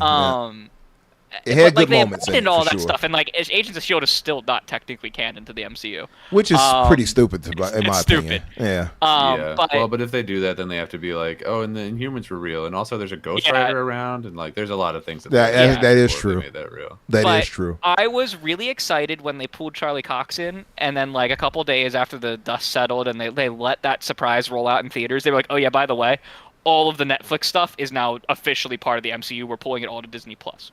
Yeah, beautiful. I freaked. My theater screamed almost as loud for the Daredevil moment as they did for the Mjolnir moment in Endgame. That's interesting. Like it wasn't that loud for us. My theater erupted when they saw Charlie Cox on the screen. My theater got loud, but they didn't get as loud. The Mjolnir scene was insanely loud. I saw the movie about 5 times, and every time was loud as hell. Yeah, I saw it twice opening weekend. The first night, the Matt Murdock was louder than the first night I was there. Then I went to see it in inner city Philadelphia the second time that opening weekend. That theater was much louder. That was the loudest I've ever heard a theater celebrating something. That was awesome. That's dope. Yeah. Because a guy walked on screen. No. The Mjolnir moment. Oh, the Mjolnir thing. Oh, okay. Oh yeah. I don't know. I think. The Mjolnir thing was cool because they like built up to that. That was like an actual plot point. I feel like if people got that loud for Charlie Cox just literally being like, "Hi, I'm on screen," then it'd be like, Salute. What's up, Stilo? I also love. I think there's a lot of people who love Daredevil as a character. Yeah, like, for sure. In general. Yeah. I think he's one of Marvel's more popular characters. So of course, Spider-Man's the most popular. Ignore Spider-Man. He's the most popular in all of comics. It's probably like Spider-Man like and the then Spider-Man 40 reveal. X-Men. Yeah. Yeah. So here's the thing, like, is there an individual X-Men? Because like it's the X-Men that people Wolverine. love. Is there very easily. Is it Wolverine? You think? 100%. Not even a question. Okay. Yeah. Yeah, Wolverine is up there. He at a point he was just under Spider-Man as far as popularity in Marvel. Spider-Man is still the most popular comic character now as far as like modern relevance still. Yeah, around the world. Superman and Batman, but yeah. Yeah, he said me high. Batman is like neck and neck. Iron Man is. I think Batman is about neck and neck with Spider-Man nowadays. He's like a lap ahead, but they're neck and neck. He wants that to be true. Listen, I love Batman. I love Spider-Man is my favorite comic character of all time. Batman is number 2. So it's no hate. Doctor Strange. It's no shade. You like Doctor Strange is the man too. Mine's Doctor Strange followed by Daredevil. So nice. People have to understand how how excited I was for Daredevil. Yeah. So listen, I want to move forward a bit, but I want to give a shout out to a few people. Stilo, what's up, brother? And Jedi Knight Peter, haven't talked to my brother in a while. He says, "Happy Easter, everyone." He said, "What's up, gentlemen?" He just watched the trailer and he thinks it looks great. Absolutely. Welcome back, brother. Jump in. I got to get you on the show sometime. I know you don't want to jump in. I'm going to fool you somehow. Like, hey, a piece of candy, and have you jump in somehow or something. I don't know. And Devil Rex. How do I say this name properly? Okay, I thought it was Devil Rex all this time. It's Deliverix. Deliverix. Welcome. I see you all the time, but I've always hit your name wrong in my head.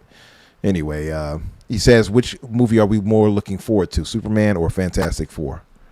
I'm not looking forward to Superman, so pretty easily Superman for me. For me, I'm going to say Fantastic Four. Just so many more implications for the MCU as a whole. But I am hyped for Superman too. It's just under it for me. That's true. There's definitely more implications for the universe going forward. But then at the same time, it's like most of those implications probably gonna be bad. I hope not. Probably. I hope not. I think it's also a thing where like even a bad Superman movie is usually still pretty good. Like even Man of Steel was pretty good, and we've had what 3, 4 if you count the one that didn't actually see screens, but like 4 other Fantastic Four movies, and they've all been ass. Yeah, all of them. Yeah. Well, the original one, they had their charms though, right? Like the first one in the Rise of the Silver Surfer. Yeah, like I enjoy the first one, not Silver Surfer, but the first one, like I enjoy well enough. But I would never, I would never show up in court and be like, "That's a good one, actually." Hey, Fan Force Stick was awful. That's a good one. Yeah. Fan Force Stick, because that's the logo is Fantastic Four with the 4 in the middle for no reason. That's awful. That is an awful movie. It's so bad. Dreadful movie. Oh yeah, that was terrible. 100%. 100%. He said he loves Man of Steel. Man of Steel was actually good, but it had moments that were just okay. It had a lot dumb. Of yeah, it was okay. Yeah. Moments that I cannot forgive. Shout out to Morty, by the way. He says between night shifts, supposed to be asleep, came in to hit the like and support. What's up, brother? Thank you for that. Yeah. I just find Superman to be so boring too. Like, give me. He can be. It depends on who writes him, right? He can be. Well, I just find the Boy Scout like. Yeah, if they write him goody two shoes. Favorite hero is the most Catholic goody boy. Yeah, he beats existed in comic books. He's like Batman. He's like Batman, but Catholic. He's like sadder Batman with less money. He's sadder Batman. Sadder Batman. Like Batman's my favorite DC character. Yeah, they're like the same character, right? Except one's got eyes. You know what I'm saying? Because like there's the goody two shoes Superman who doesn't kill people, and then there's Batman who doesn't kill people, right? There's a big difference. Yeah, but it's also Batman who might not kill you, but he'll break you up into so many pieces. Right. You're not getting out of the hospital for a couple years. Right. Frankly, there's way too much murder in the Marvel universe for me to be like, none of these people are heroes. Like, this is also true. All of these dudes are in New York, and they're killing like 10 guys a day. You need to watch. Where are these people coming from? What's the population? Yeah. Right. I wouldn't do any crime. It's too many. First off, it's way too many heroes populated in New York. I wouldn't even do crime there if I was a villain in Marvel. It's like going. You're dumb. You're dumb. It's like they're all there. Spider-Man, you got Daredevil, and all of them hit hard. Like, I'm not going there, especially Daredevil. I'm not going to Hell's Kitchen. He actually he is the version of Batman in a way because of his brutality. I wouldn't even pirate a movie in Marvel MCU. Marvel New York. You might have Moon Knight show up for no reason. Like, wait a minute. They got so many superheroes in there. Someone's doing traffic cop duty, you know. I swear. But it's always funny with the Batman part because I always think about his thugs. And I'm like, who was still doing crime in Gotham after all the stuff he does to his villains? Like, and not in the henchmen especially. Yeah. I'm not scared of the bats. He won't do anything. He's not going to show up. And it's like every time he comes up and shows up and puts you all in traction. Like, why would you even? I don't understand it. But I forgot what it was recently, but I was watching some Batman thing with a friend of mine, and like we were talking about like the goons for some.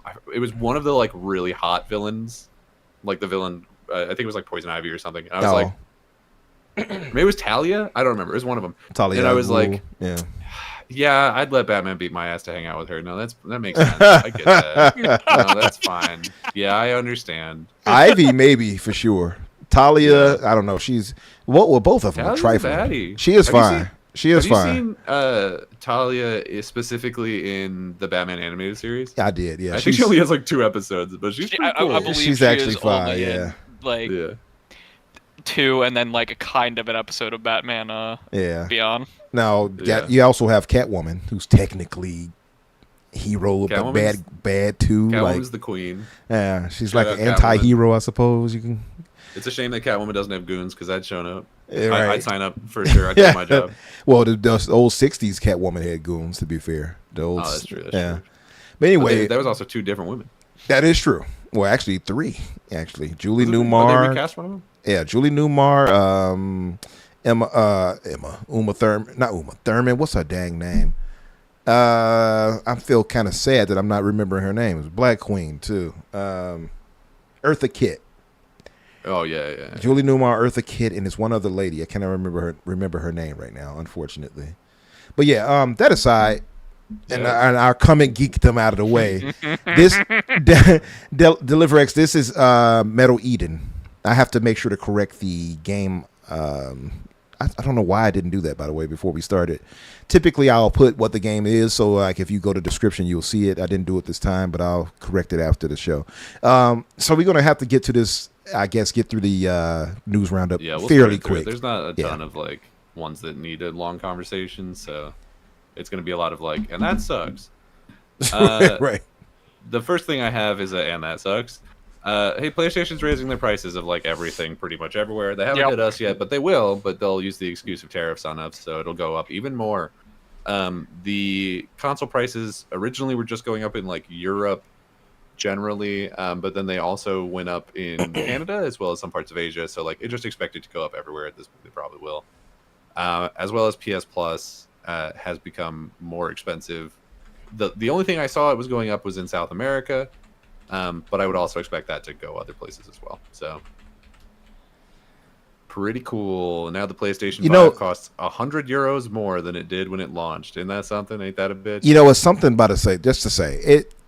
I don't know. Like PlayStation, by the way, Bobby, you tell us, brother, how does that feel to you? Because PlayStation has been pretty dry as far as gaming. Of course, we got Marathon, which we'll be speaking on in a second, but that's coming up. But of course, that'll also be on Xbox. But my thing is, how do you see this as a fan and say, man, I cannot wait to pay for more for this service that they're charging all this amount of money in? Not to say that they're doing it here in America, but I don't know how you can pay that and not get day and date games into the service. Yeah, there's a couple of older PlayStation games that we're having to track down specifically for Ready Set Replay, and they're really hard to find physical because we would prefer to play it on the original hardware if possible. And some of them are on PS Plus, and I was looking at it and I was like, okay, well, I can either get PS Plus for a month for, I think it was $10 at the time I was looking for the tier that I would have had to have to get specific. It was Siphon Filter 2 was the one I was looking at. Or I can just buy the game for $10. I was like, I'll just do that. Yeah, just buy the game. Then I'll have it forever. Exactly. Until PlayStation explodes, which could be any day now. But until Apple buys them off. Until Apple buys them and removes our libraries. Yeah, it's. If I didn't already have a PlayStation, I'd probably be like very uninterested in buying one. Between the prices going up and the fact that they're just not putting out any games, and then if I hadn't already canceled my online play for them, I think I canceled like 4 years ago. I would probably be doing that now because it's just like they haven't done anything to prove why I need to buy one. Whereas, not to make it a console wars thing, but over on the Xbox side of things, I'm looking at it. My sister's recently gotten into video games because her friends have pulled her into the Fortnite universe, and I've been playing with them. Oh no! And she's been playing on her Switch at like 420p and like not doing great. And I'm dead ass. I'm like, I'm probably just gonna go buy her a Series S and just let her play. Just give that to her. Like I'll buy it now and then give it to her on her birthday because the tariff will be between now and then. I don't want it to go up $200 or whatever. Yeah. Because I'm like, that's gonna be probably the best place that she can play all the games that she wants to play, and then I can just get her Game Pass and she can play so many games. Like, you look at the value proposition across the big three right now. Yeah, and it's like one is a clear winner, and then other people want to point at Steam, but like Steam has its own problems. Let's be honest. Mm-hmm. They like just removed. I had this on the rundown, but we can just throw it in here. Steam like just removed some like really gross games from their service from storefronts. I saw that. They like it was a school shooter simulator, and then a sexual assault simulator that they had to remove because they presumably didn't know it was on there because Steam has like such a low bar for entry, and I don't think anyone's looking at it, that people are just shoveling all kinds of trash on there constantly. There's no certification process. Yeah, which is different from the consoles where sometimes the certification process is a little too overly. I mean, and I definitely hear that, but I'd rather have that than, hey, do you want to buy School Shooter Simulator 2 for $17.99? Like, bro, what? Yeah, that's pretty ridiculous. Their certification process is pretty bad in some ways. There isn't one. They don't have any at all. I'm fairly certain there isn't one. I'm pretty sure you can just list. Wow. Once you have a developer account. And then you compare them to Nintendo, who is very strict, or Microsoft or Sony. It's like night and day, especially with them just being open. Nintendo, I think, is one of the most strict. Yeah, they're the most strict in some ways, and then there's just like a couple things. They have like Nintendo has a lot of problem with like legit shovelware, where it's not like the game's inappropriate. It's like the quality of them is questionable. And Xbox has had that before in the past. PlayStation has had that problem in the past. They have it pretty bad right now with like the trophy, like the trophy farming games, like the trophy farming games. Xbox has had a problem with that with achievement farming games, so they've cracked down on that quite a bit in recent years. Though I've heard that there's a little bit of a resurgence of that on Xbox now too. Especially with games that are released, like in order to get back on the they just release a new bundle like every Friday night in order to get into the trending again. I see. That shit that they had to remove from Steam was awful. Yeah, I saw it because I think Morty in the chat, I think he shared it to our chat one day, and I was like, what the hell is this? Like, why would they allow that? But there you go. The answer is because they don't pay attention to anything. Because they didn't know it was there, It's more that it depends. Which do you prefer? Do you prefer that like people have to be the ones to filter it out, and therefore there's less like more just openness to whatever you want to put on the platform, and the things that shouldn't be on the platform get singled out by the customer, and then they'll take action to remove them? Or do you want the platform holder to do that for you, but then maybe games that maybe you'd want to play don't come to the platform? There's an example with Xbox right now where there's two games that were Sega Saturn ports. I can't remember their names. They were Sega Saturn games that are getting remastered and re-released, but they can't release exclusively on Xbox. Like, they're exclusively not coming to Xbox. They're on Switch, they're on PlayStation, they'll be on PC. Because of content filtering rules. It is a question that I don't have a good answer to. Yeah, I don't know which I prefer. I would definitely go for the second one because missing a couple of games is like, it's not great. Sega Saturn games I'm not too beat up about. I'd like to know what is in them that is getting them flagged. Probably nothing really, but I'd be curious to know what it is. But I would much rather have that because the problem is not only are is Steam being flooded with games that are ass and in some ways criminal. But it's also like the fact that people are just shoveling thousands, it seems, of games on there every day. It's like, okay, well, if you're going to Steam, your discoverability is at an all-time low. Unless you know exactly what you're looking for, you're not going to find it. Yeah, that's true too. It's a lot of library to go through to find you. They have to be very specific because it's not like they're going to feature them on a page or something like Microsoft or Sony would for their games, the indie games or whatever. So it's just like, yeah, I would definitely go for the second one because it's like there's just too many games coming out already. Like there's too many actual games coming out that when you throw on top of it just like mountains of dog shit, it's like, okay, well, right. What am I supposed to do with this? And then you go to a Steam sale and it's like we have 400 pages of things that are on sale, and it's like, okay, well, most of these aren't real games. I can only imagine there was some poor lowly incel out there like, oh my god, I wanted that game, how dare they remove it, this is a restriction of our freedom of speech or some nonsense. I can almost hear it, I guess. Well, they said that to PlayStation when PlayStation was removing the porn to games from their from their thing. They were like, they're censoring our porn. They sure did. Like, okay, well, I saw that. They did. It's like, okay, we can have a conversation about like should porn be legal, like and this but behind like a parental control, and it's like, yeah, I mean, like probably it's currently illegal in Texas, by the way, porn. Is it? Yeah. Oh, they wow. made it. You can't get on like damn near any porn site in Texas anymore. Oh, wow. Because like the irony of having a porn star named Alexis Texas, but you all can't get on. Yeah, no, she's been outsourced to Oklahoma. Alexis Oklahoma. Yeah. No, she's Blahoma, Oklahoma. It's weird. It's a weird time. Like I would say, yeah, like normal porn games for sure, but like there definitely needs to be some filtering of like, this is not really a game. This is a game that is just a PNG of a dick. They need a Gooner collection. One thing I will say about there's so many games on Steam that are just like they're just like crypto farming scams that they like install extra shit on your computer to like they have that too in the background. Oh hell no. There's like a knockoff Among Us game. Are not allowed on Steam. They get removed. They get removed, but they still get on. They get on before they get. One thing I will say about adult games on Steam, by default, they're hidden on any profile that's created. You actually have to turn on the ability to see them in the store.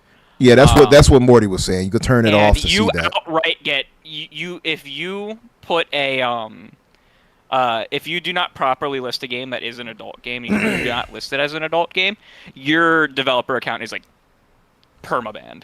Like turbo ultra banned. And that sounds great, but then at the same time, it's like, okay, but how long did it take them to find the damage has been done? You're saying the sexual assault game. Right. So like those games are fucked. Like in particular, but those are like very specific awful topics, right? Yeah. I don't mind porn games. If it's a game that's just it is a game with porn in it, then like sure, whatever, man. You're an adult. Buy what you want. I don't care. Yeah, it is the ones where it's like super offensive. Criminal. Those are the ones where it becomes a problem. Fucked. Right. Yeah. That was like I'm not, like don't I'm not defending that. Don't associate that for a second. So just to read a few things here. Shout out to my good brother Abdel. He says, "Hey yo, talk that shit, everybody." Shout out, brother. He said he just finished Soul Reaver HD. I got that, Abdel. I haven't played it yet, but I bought it for very cheap off some key site. I forgot where. He says now that shit took a while, dated as fuck, needed a remake, not a straight up port. I said the same.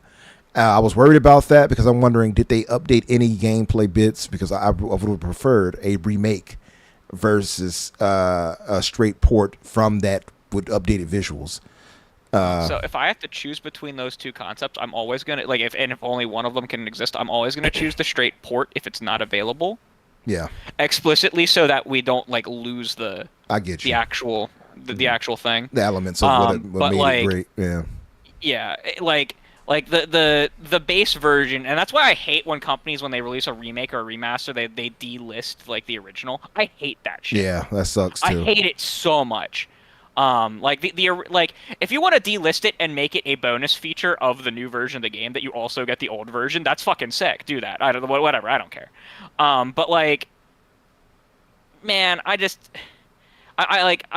that people are like, oh, this old game, why didn't they upgrade it and change a bunch about it? And I'm like, I'd much rather the the art form actually just be available for people to play. Yeah. Like, just because like we're getting Final Fantasy VII, just because like Final Fantasy VII Remake and Rebirth, people like love it, right? Doesn't mean the original Final Fantasy VII shouldn't exist anymore. Or Resident Evil exist 2 and be playable or 3. Anymore. Yeah, exactly. Yeah, I hear you. So yeah, Danny, what else do we have? Greg says, "No Debbie does Dallas." No Debbie does Dallas. Now she's got to do Burbank. This one's kind of just for me, but hey, Guild Wars is now 20 years old, and they're doing a big anniversary thing where they're inviting people to go back and start playing the first Guild Wars again. And as part of that, they are releasing all of the previously like pre-order and otherwise gated content so that it can just be earned in game, and it's really cool. And I love sick. Guild Wars. It was like the first MMO I played, so I'm very excited about it. I think my homie, I think Morty is a big fan of Guild Wars, if I'm not mistaken. I've never played it. I've never played them. And what type of game is Guild Wars? It's an MMO. It's okay. like a fantasy MMO. Okay, yeah. It's really good. It's one of the reason why Guild Wars was so the one I played as a kid was because it was, you just bought the thing, you didn't have to have a subscription, which was easier to sell my parents on. And even though I didn't have a lot of other friends that were playing it, they had a henchman system where you could still make a full party out of like NPCs if you didn't have other people to play with. Nice. That's pretty cool. So you could still like do all of the content without getting screwed by not being able to find people or having to like Guild Wars Factions. Yeah, Factions was great. I was more of a Nightfall guy, but Factions was great. Abdel. I feel like if I ever get into an MMO, it might be Elder Scrolls or something like that. ESO, yeah. I've been wanting to get into ESO. Cross-platform. Is it cross? There's a couple. Is it cross-platform? Not cross-platform yet. Oh, okay. I'm surprised by that. That is like the one. That's like the one reason I haven't stuck to ESO. I'm surprised it's not, with it being Microsoft. That's surprising. Yeah. But yeah, what else do we have, Danny? Yeah, guess what? They're releasing Last of Us again, but this time it's both of them together, and it's $100. Listen, the jokes makes itself on that one. I don't even know. Like, yeah, we don't need to talk about it really. I just wanted to have it been put out there because it's just really funny. It's like, I hate it. It's like they're doing it again. I don't think this one even adds anything. I think it's literally just we stuck them together and now we're selling it as a It's literally just a bundle. Like a cool collector thing for like people who really like the franchise. Like if they did the equivalent with Mass Effect and released Mass Effect like a billion times, I'd still probably buy this. Like, so like, I can't fault people who want to buy it. And like, I guess technically, because I believe digitally without any of like the cool stuff, it is like $90 for both games together. Yeah. Which I think technically a discount. I think unfortunately this is the same situation as the Skyrim thing to an extent, where it's like they'll stop doing it if people stop buying it. It is worse than Skyrim, and I'll tell you why it's worse than Skyrim, because this is the fucking third way that you can buy goddamn The Last of Us 1 on PS5. Yeah, no, you're right. It is worse. I just mean that I think the only reason they're continuing to do it is because idiots keep buying it. Yeah, you're right. People keep buying it, and they're lining it up with a show. Like, stop giving these companies your money, please. Yeah. It's just so maddening. Yeah, it's just like, for me. It's just the fucking God of War games. Yeah. For the God of War anniversary. It's the overuse of the IP that's what it is. That's it's like, oh, back to the well of that again. It just feels like it starts to make the game feel cheaper by how they're kind of stretching it out. At least with Skyrim, they was porting it to different systems every time. True. Or DLC. Everyone got a free upgrade to it that if it was already on the system, and then there was more content that you could play with the anniversary update, right? Yep. This is the third time it's available on PS5. Come on. Pretty funny. It's become a joke unto itself, for sure. Yeah. Oh, 100%. What else do we have? In other news of people getting ripped off for their money, Star Citizen is still existing, still there, still out there. It has just crossed apparently the $800 million raised on crowdfunding mark. Nearly $1 billion. It's criminal. It's criminal. And barely any playable content. With that much money pulled in, it feels like they could have had so many more people help them get this game all the way pushed out. by this point. It's also they don't want to release it because they're making money by just not. Because it's a scam. Star Citizen's a scam. If you gave Star Citizen money in like the first year, maybe year and a half, you're fine. If you gave it to them after that, you're an idiot. And I'm sorry that you need to hear that from me, but here you are hearing it from me. Yeah, for real. Is worth noting. I don't know if the $800 million collected through crowdsourcing or whatever is including the money that they've made microtransactions. Sorry, $800 million through the microtransactions because you can buy like $10,000 ships. Whoa! But you can't even fly yet. Wait! Time out. I'm breaking some people's feet. Time out. I'm taking a hammer and I'm breaking some feet. You're telling me they actually have, literally, not in-game currency, but actual $10,000 priced. You can. Yeah. You can buy a starship that you cannot do anything with yet. That they're like, but when the game comes out, you're gonna have a really cool one, and they like time lock them, so it'll be like Did anybody actually buy them? So that's what I need to know. Yes, there's whales. Hell no. And it's like, hey, this will prove that you were like one of the day ones because you bought this literally $10,000 fake starship. Yeah, people are. You listen. That's got to be some insane FOMO if you get like I can't miss out on being listed as like one of the first ones. I'm an OG, or that's got to be some insane. I don't know how you even come to that thought process. $10,000. You listen. Unless I was rich, even if I was rich, I wouldn't do that. That's just a waste. What the hell? It's an absolutely psychotic thing. And they've released so little playable content. There's like a couple little like areas that you can walk around in, and you can like get on some, but not most ships and fly them a little bit. But apparently it controls like shit, and it's just terrible. Yeah, it is literally just like the biggest scam in video games, and people just don't talk about it because the only people who are playing it are the people who are stupid enough to give them money. I guess so. That is something else. Bobby said somebody actually spent $20,000 on it already. Man. Yeah, I believe that. For sure I believe that. That's insane. What's up, Tool Man? Yeah, people are crazy. Tool Man, what's up? If you all got if there are any, Star Citizen fans out here that got that type of change, can you donate some to us right now? Like super chat us some of that. If you super chat us $10,000, we'll release you a piece of horse armor when our video game comes out. Right. Yeah, there you go. Somebody was asking, I think Deliverex, he was asking, he said this game is very doom coded. Metal Eden right here. In some ways it is. That I forgot to mention that I got my Doom helmet arrived. Doom, nice. Yeah, it's dope. It fits this big old noggin of mine. It's really nice. Did you get any of the controllers of the wrap? I did not, but I know a few people who got it. I'm definitely getting the controller. I'll probably get it in the next week or two. I'll probably get it. The wrap looks good, by the way. Shout out to Soil Tech. He showed us it. You know what? Do I have that? No, I don't have that. I have the Starfield one, and the Doom one wasn't cool enough to...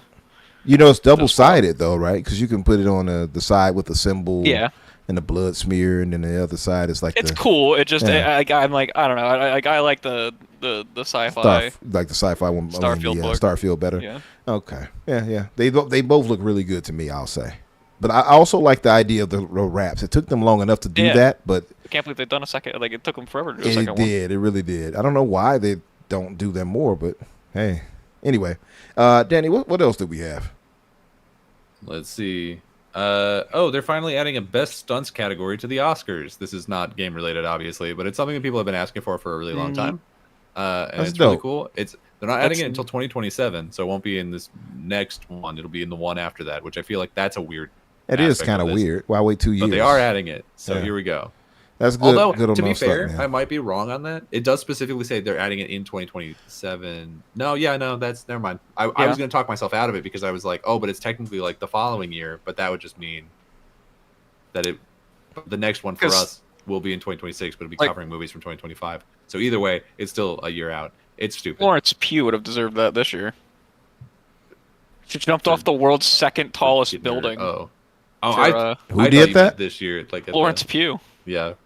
She would have won that this year. Wait. She jumped off for real? Like she really jumped off herself? No, she convinced Marvel to let her do it because she was like, think of the press tour. Hell and no. They built a contraption. She jumped off the building. Who does she think she is? Tom Cruise? That's some stuff he would do. Speaking, somebody mentioned Mission Impossible too. It's the last movie apparently in the series. Is that the case? But anyway, not to get distracted rather. What else did we have, Danny? Let's see.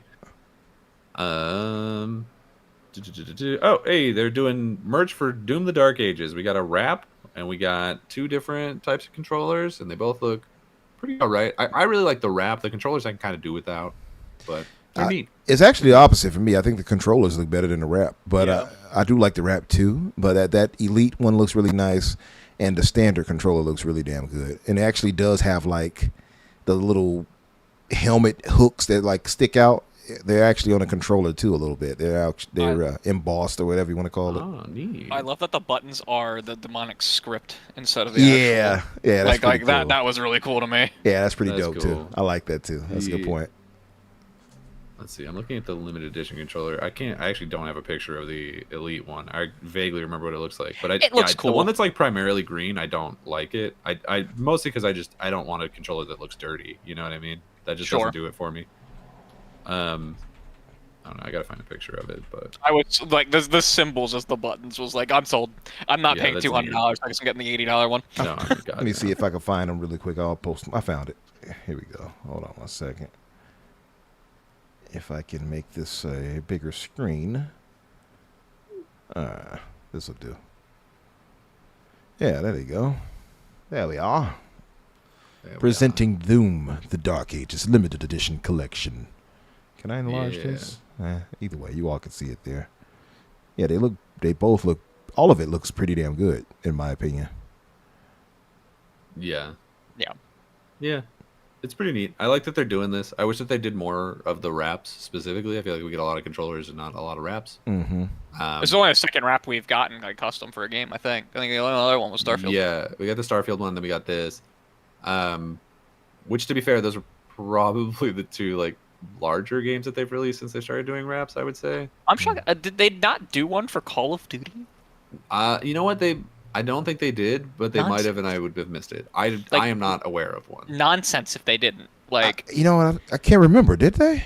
I know they have they have camouflage ones. There's definitely the camo ones, but those are unrelated. Right. Yeah. I think you're right. I don't think they actually do have one for it.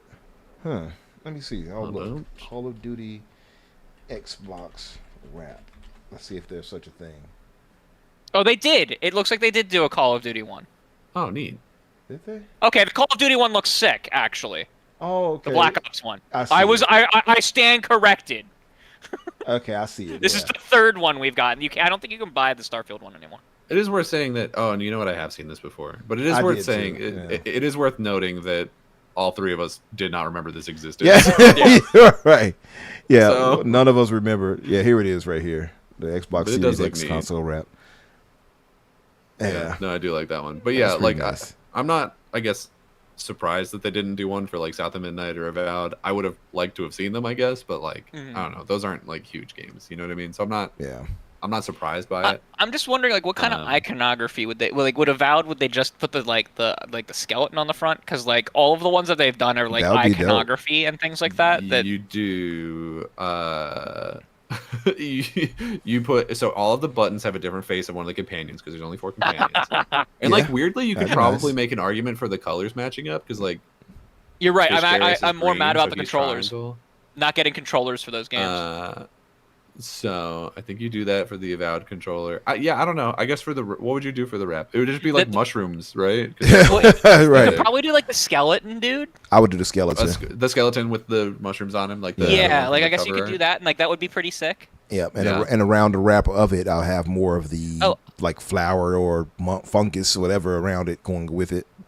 Yeah, I didn't see the inside of the Doom wrap. The inside of the Doom wrap looks pretty sick. That's what I was telling you about. Yeah, it's because it's got the red. Question me having pentagrams on my. They're like, are you trying to summon Baphomet? Cool. What you doing in here? I mean, to be honest, like the kind of people that would be offended by that are not coming to my apartment. There's gonna be your neighbor down there, like, hey, what's this? You're worshiping. Only sinners in my apartment. There's things that I can't share publicly, or I'd be doxing myself. But there's reasons why I cannot.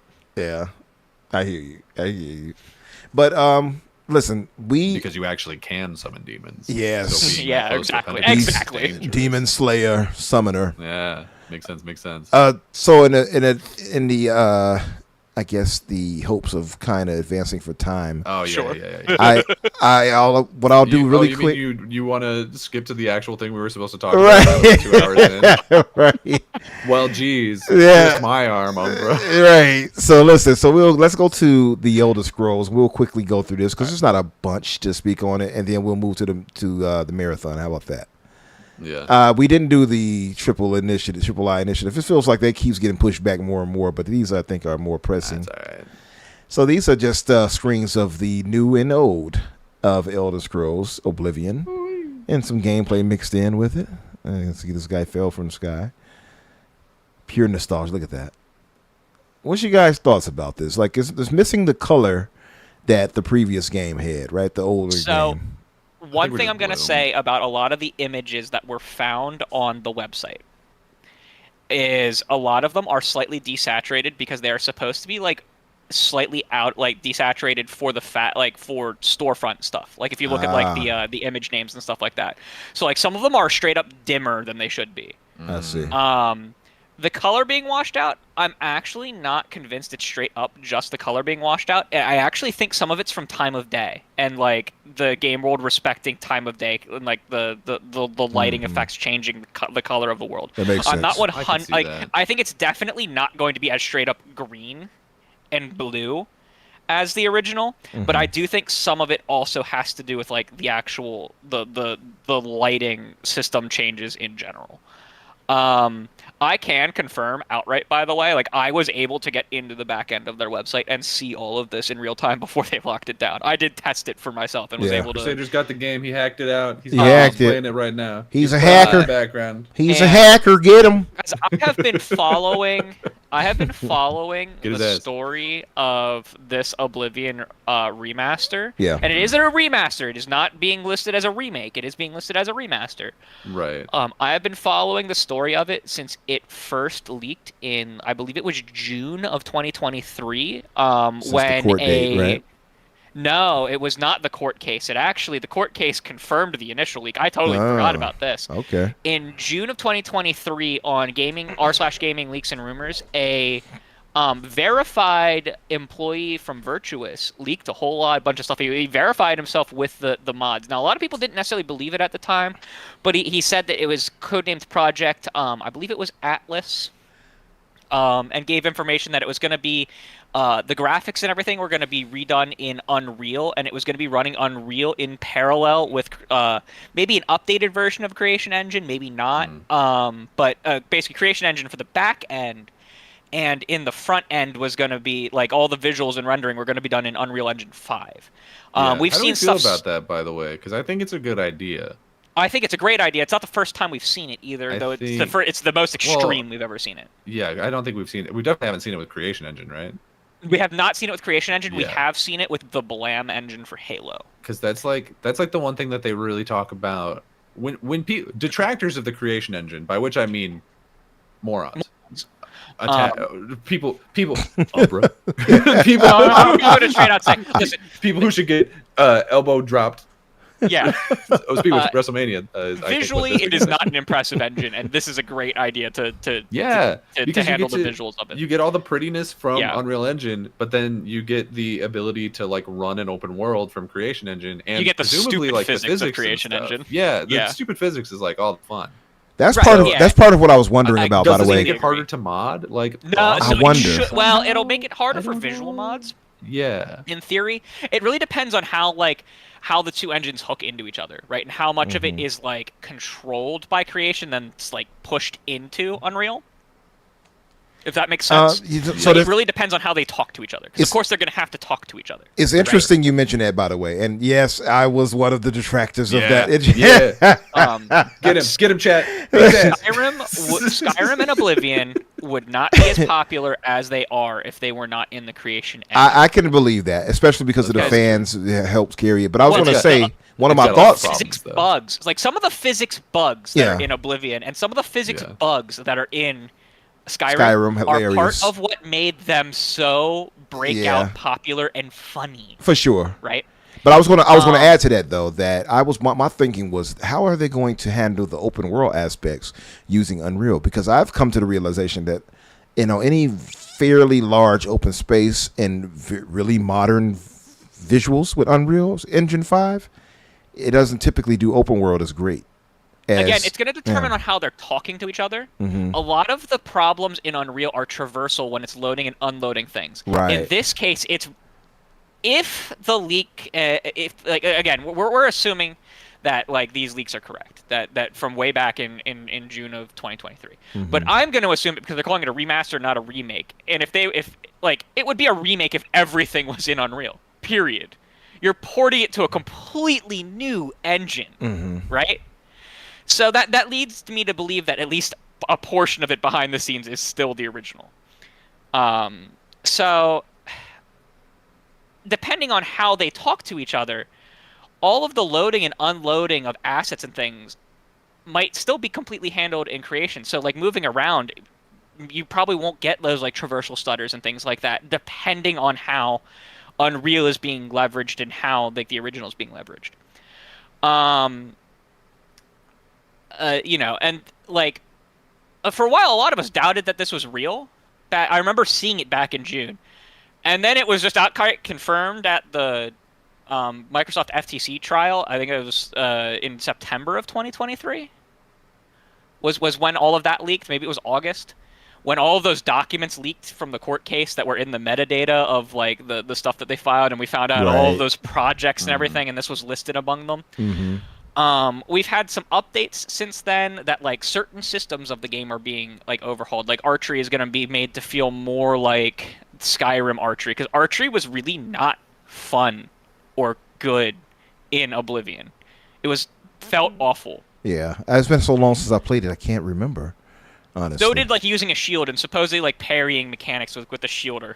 Apparently they got a like Elden Ring or something like that. I read or something like that. That's what they say. I think that's a stretch on the part of the people leaking it. I do as well. I don't think Bethesda would ever be like, we're comparing it to Elden Ring. I don't think they would do that. Right. Yeah. But it's literally they just mean that they're adding a parry system, which was I believe non-existent in the original. I would assume non-existent.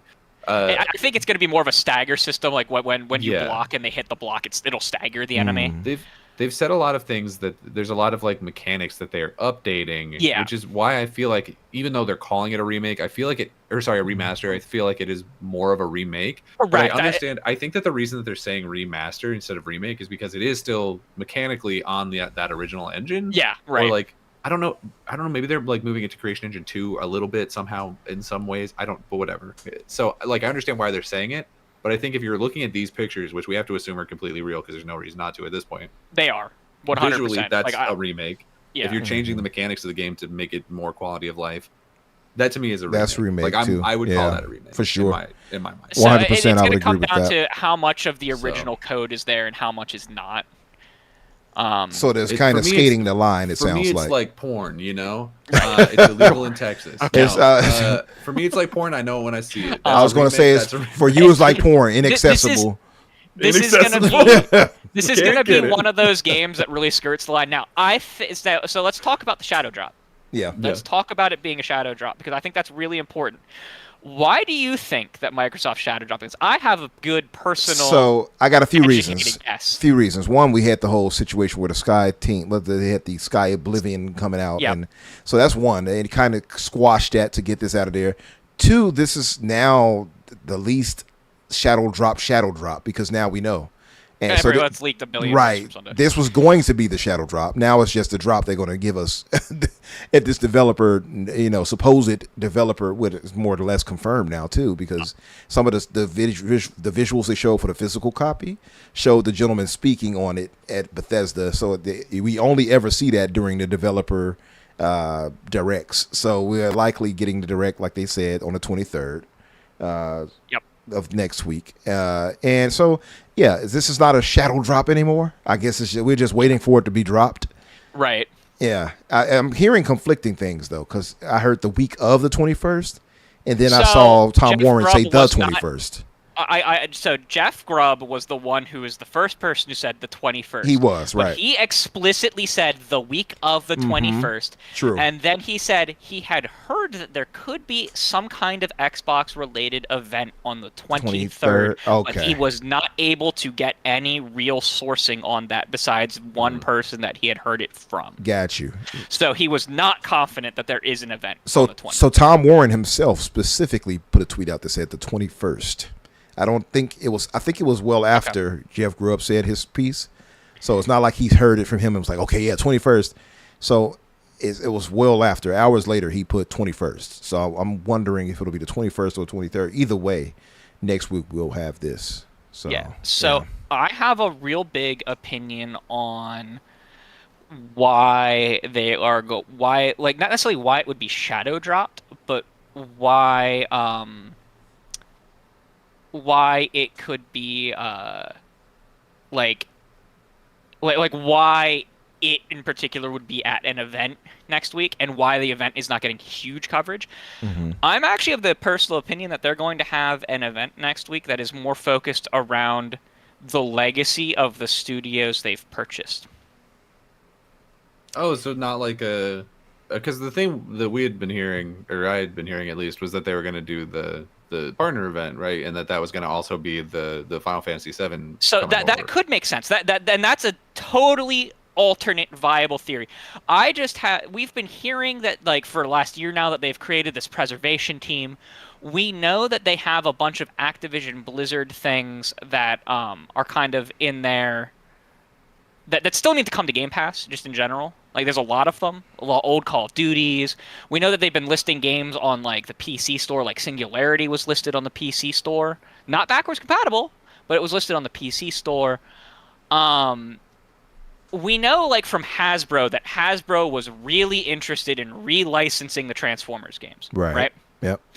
We know that Transformers games randomly got re-rated for Xbox in Australia early. It was either earlier this year or late last year.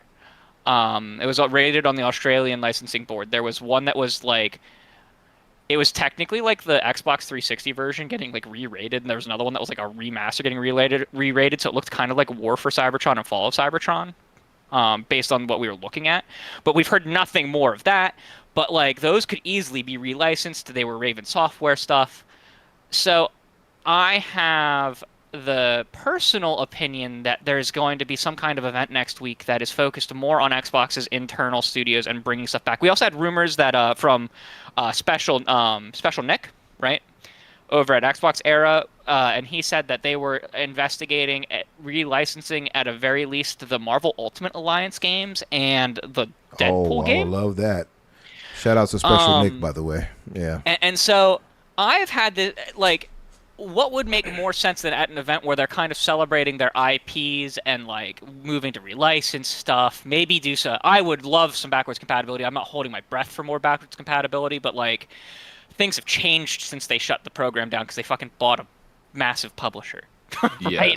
And they have direct control over that publisher, and they can directly relicense the stuff. Like, they can directly negotiate the relicensing that may not have been worth it for Activision, but is worth it for them and their brand image, right?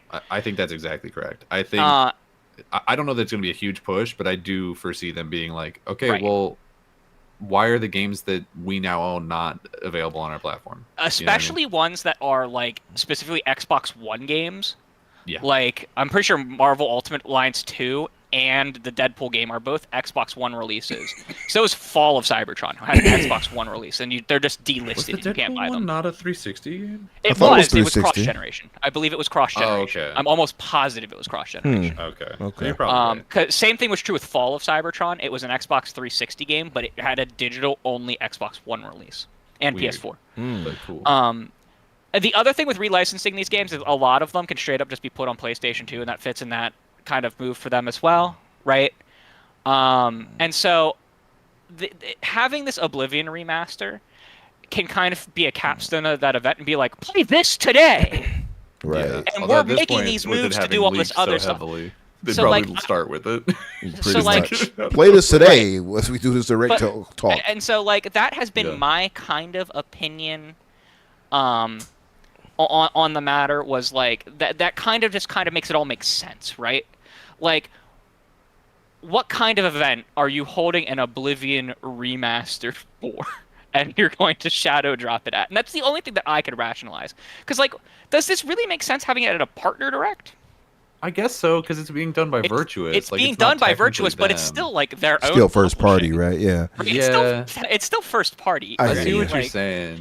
And so like, but like I would also believe, there's just like a mini Xbox show happening next week, and they're announcing Final Fantasy and Oblivion, and like that's also just fine. Like that's cool. That's neat.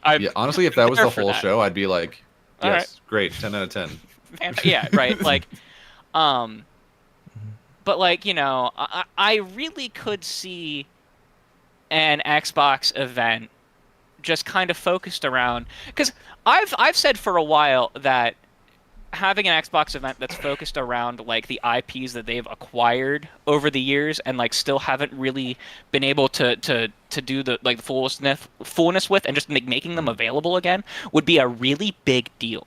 Just kind of for sentiment. Like, financially probably not, but like there's a lot of us that are bummed out, but they actively bring back a couple 360 games. They go out and relicense stuff and make stuff available on like the Xbox console stores and stuff like that. I'm feeling a little bit better that they at least kind of care about us, right?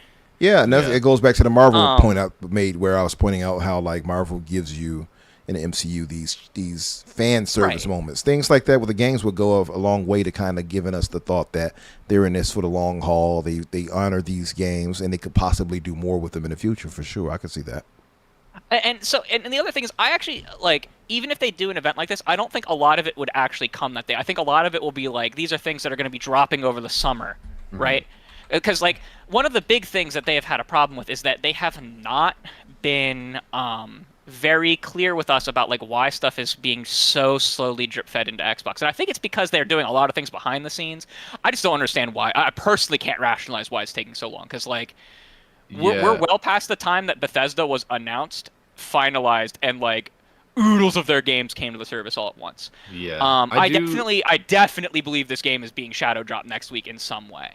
I think you're right. But I would also say I think that there's still more work to be done on the Bethesda side. Like, correct. I think that they should find a way. I mean, it's got mouse and keyboard support. I think they should find a way to get. I guess it isn't Bethesda, but they own it now. They should find a way to get like Fallout 1 and 2 on an Xbox. Correct. I agree, and I would take that further, and I would absolutely include the old Elder Scrolls games, like the pre-Morrowind games, like Daggerfall, Battlespire. There's also some like other like obscure games, like I think it was like it's Wolfenstein. Is it 2008 or 2009 or 2007? It was developed by Raven Software, right, and it was published by id before id was bought by Bethesda. But they now own both of those entities, and it is a game that I think you can still buy on PC technically, but like not backwards compatible on Xbox, largely because it was a licensing mess, because you had to get Bethesda and so the New Order, are you on board for it? You're speaking of New Order, right? Just to be clear, you're talking about New Order? No, it was Wolfenstein like 2009. It had like a zombie skeleton man on the cover. Got you. Okay, because New Order was 2014. So let me see if I can find that. This was like a 2007 or 8 game. Got you. Or 6. It was an Xbox 360 game, and just 360, or not like just 360. But it was on other platforms, but like 2009 version. I see it. Yeah. Yeah. There's a game called Hunted the Demon's Forge, which was published by id and developed by In Exile. There's just like a lot of these games that like aren't. There was a game Wet. I don't know if you guys remember Wet. I remember Wet. Yeah. It was the sword and published combat by Bethesda and developed by Behavior Interactive. There's a lot of games that like I own physical copies of, because I'm nuts, and I never played Wet, but I always thought it looked pretty stylish. I was like, I don't know if I wanted to play that. And there's just a lot, and like there's some games that like they teamed up with GOG and Sega to bring Alpha Protocol back, relicensed that. That was a huge deal. That game was considered to be in like licensing pandemonium, never to be able to come back. But licensing Limbo, rather. Yeah. Microsoft let Obsidian work with Sega and GOG to bring that game back to PC, and then eventually it also came to Steam. That's pretty dope. And that is a game that I'm like, could we get that on backward? Like why is that not? Why did Microsoft do all that for PC, but not like it's not on the Xbox Store on PC? Well, like why was not an effort made to get it on the Xbox Store on PC and on for a few Xbox people? That's This is their argumentation that Microsoft has kind of abandoned the base in a lot of ways to expand. So that's, I mean, they're looking for but like, wider they didn't even audiences. put that on their own PC store, right? Like, yeah. And so there's a lot of things. It's where a lot of red tape. It seems maybe. I think that there's a lot of stars that could be aligning here. Now, I'm not going to be disappointed if I'm wrong, but that's my educated guess for next week is some kind of like showing that they value what their like the studios that they have accumulated are like the rich history of their stuff, because that makes the most sense as to like why you would shadow drop an Oblivion, because you shadow drop Oblivion. I also don't think that they think the Oblivion thing is going to be as big of a deal as it is. I don't know. I feel like I think that's another thing. If that's the case, that they are, I feel like Microsoft kind of underestimates like their fan base. They don't quite seem to be aligned with where we're at times. Well, Oblivion was never as popular as Skyrim.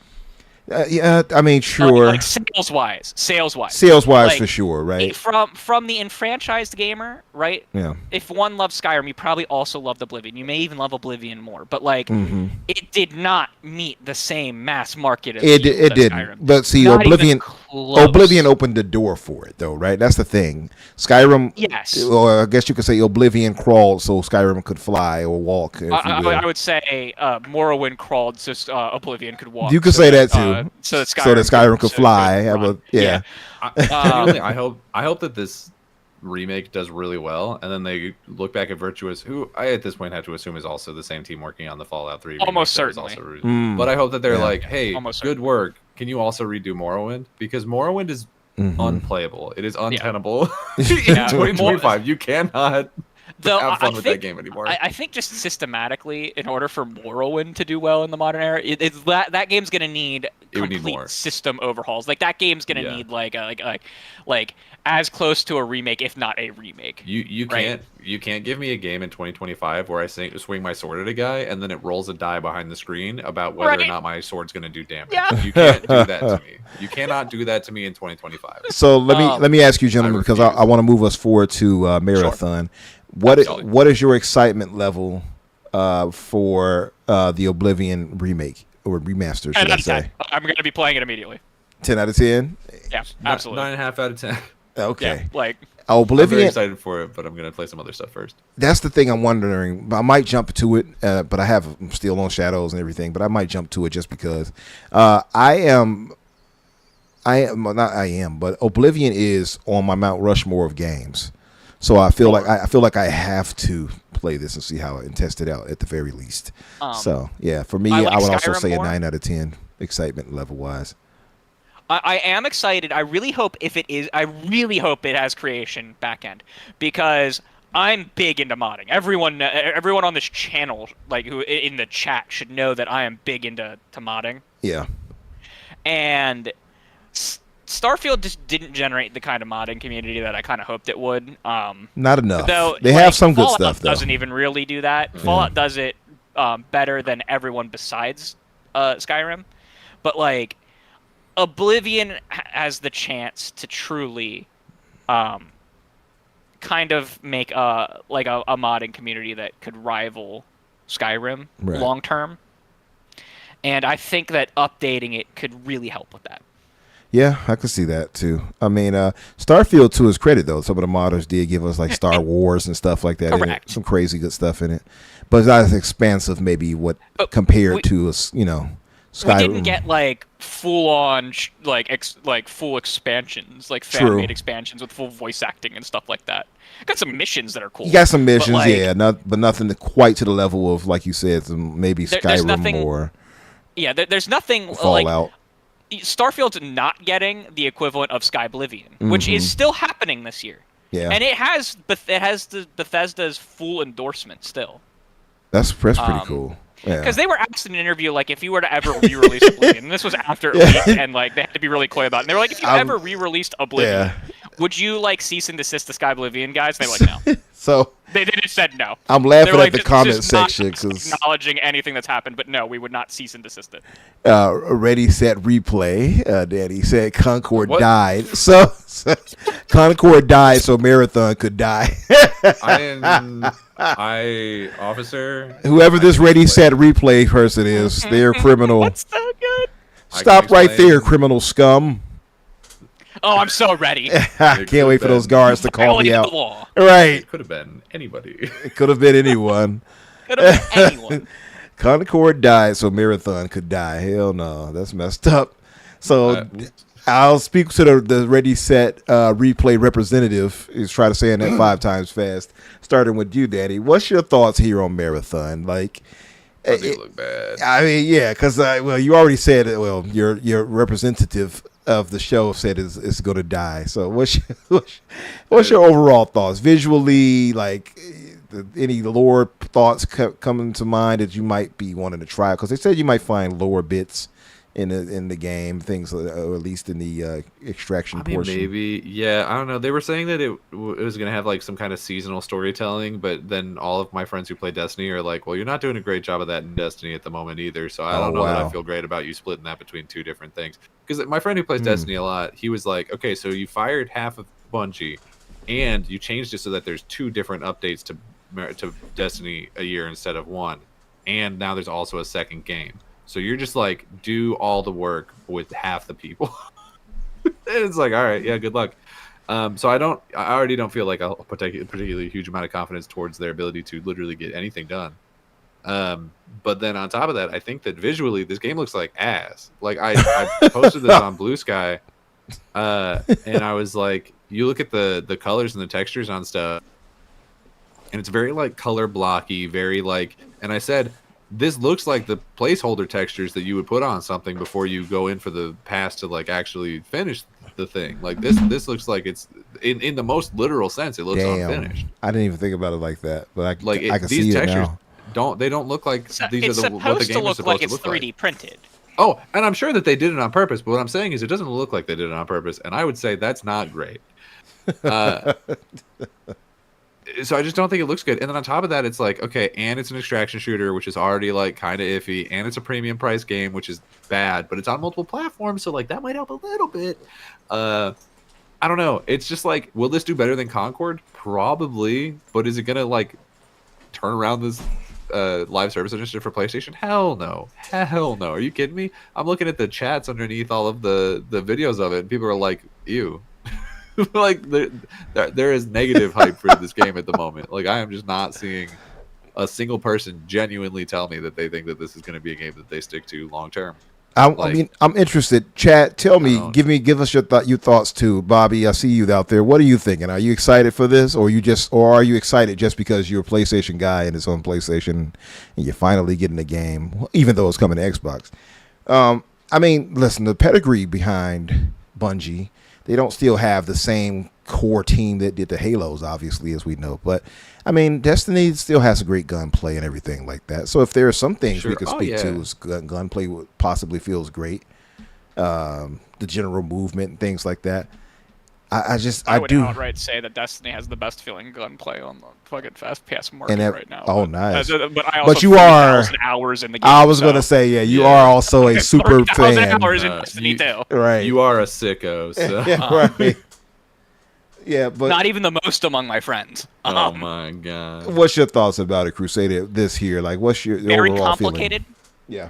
Very complicated. I actually love the art style, so I'm the exact opposite of Danny. I love the way it looks. But like I really kind of vibe with the stylized the way that they're going for the stylization, because it looks different. I described it as it looks like Concord but good, like visually. All right. Because Concord's art style was like, yeah, I will say it looks better than 50% of the way there, I'll give you that. And then it just looked like their character designs looked awful. Now, according to Asmund, now if they don't have any characters that you can, fuck Asmund. So thank you. lick my asshole. Actually, he probably would, as nasty as he is in general. He probably tastes better than anything in his room.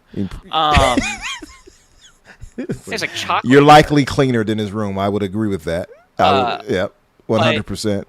So this looks like Bungie gunplay, and I love Destiny's PvP balance right now is miserable, but mostly because of all of the like abilities and shit that they've added to the game over the year that makes the PvE feel really good. This looks like the gunplay that I want from Destiny's PvP. I have a problem paying a premium price for a PvP only game, just in general. I don't ever think it's a good idea, because especially since this is a team-based extraction shooter, right? That means that I need to convince 2 of my friends to also buy it. That being said, I would be a day one gamer if they confirm a PvE only mode is in development that will be out within the first year and a half. They absolutely should have a PvE. Why is it only so limited? Tarkov. Yeah. It was Tarkov only just recently got it after being out on the market for forever and a half. Tarkov is also very weird how they do it, because getting there, it's like a $250 edition to get it, and you cannot get it on Steam. That was how it was originally. Now it's just you buy the game and it's a $20 upgrade. Okay.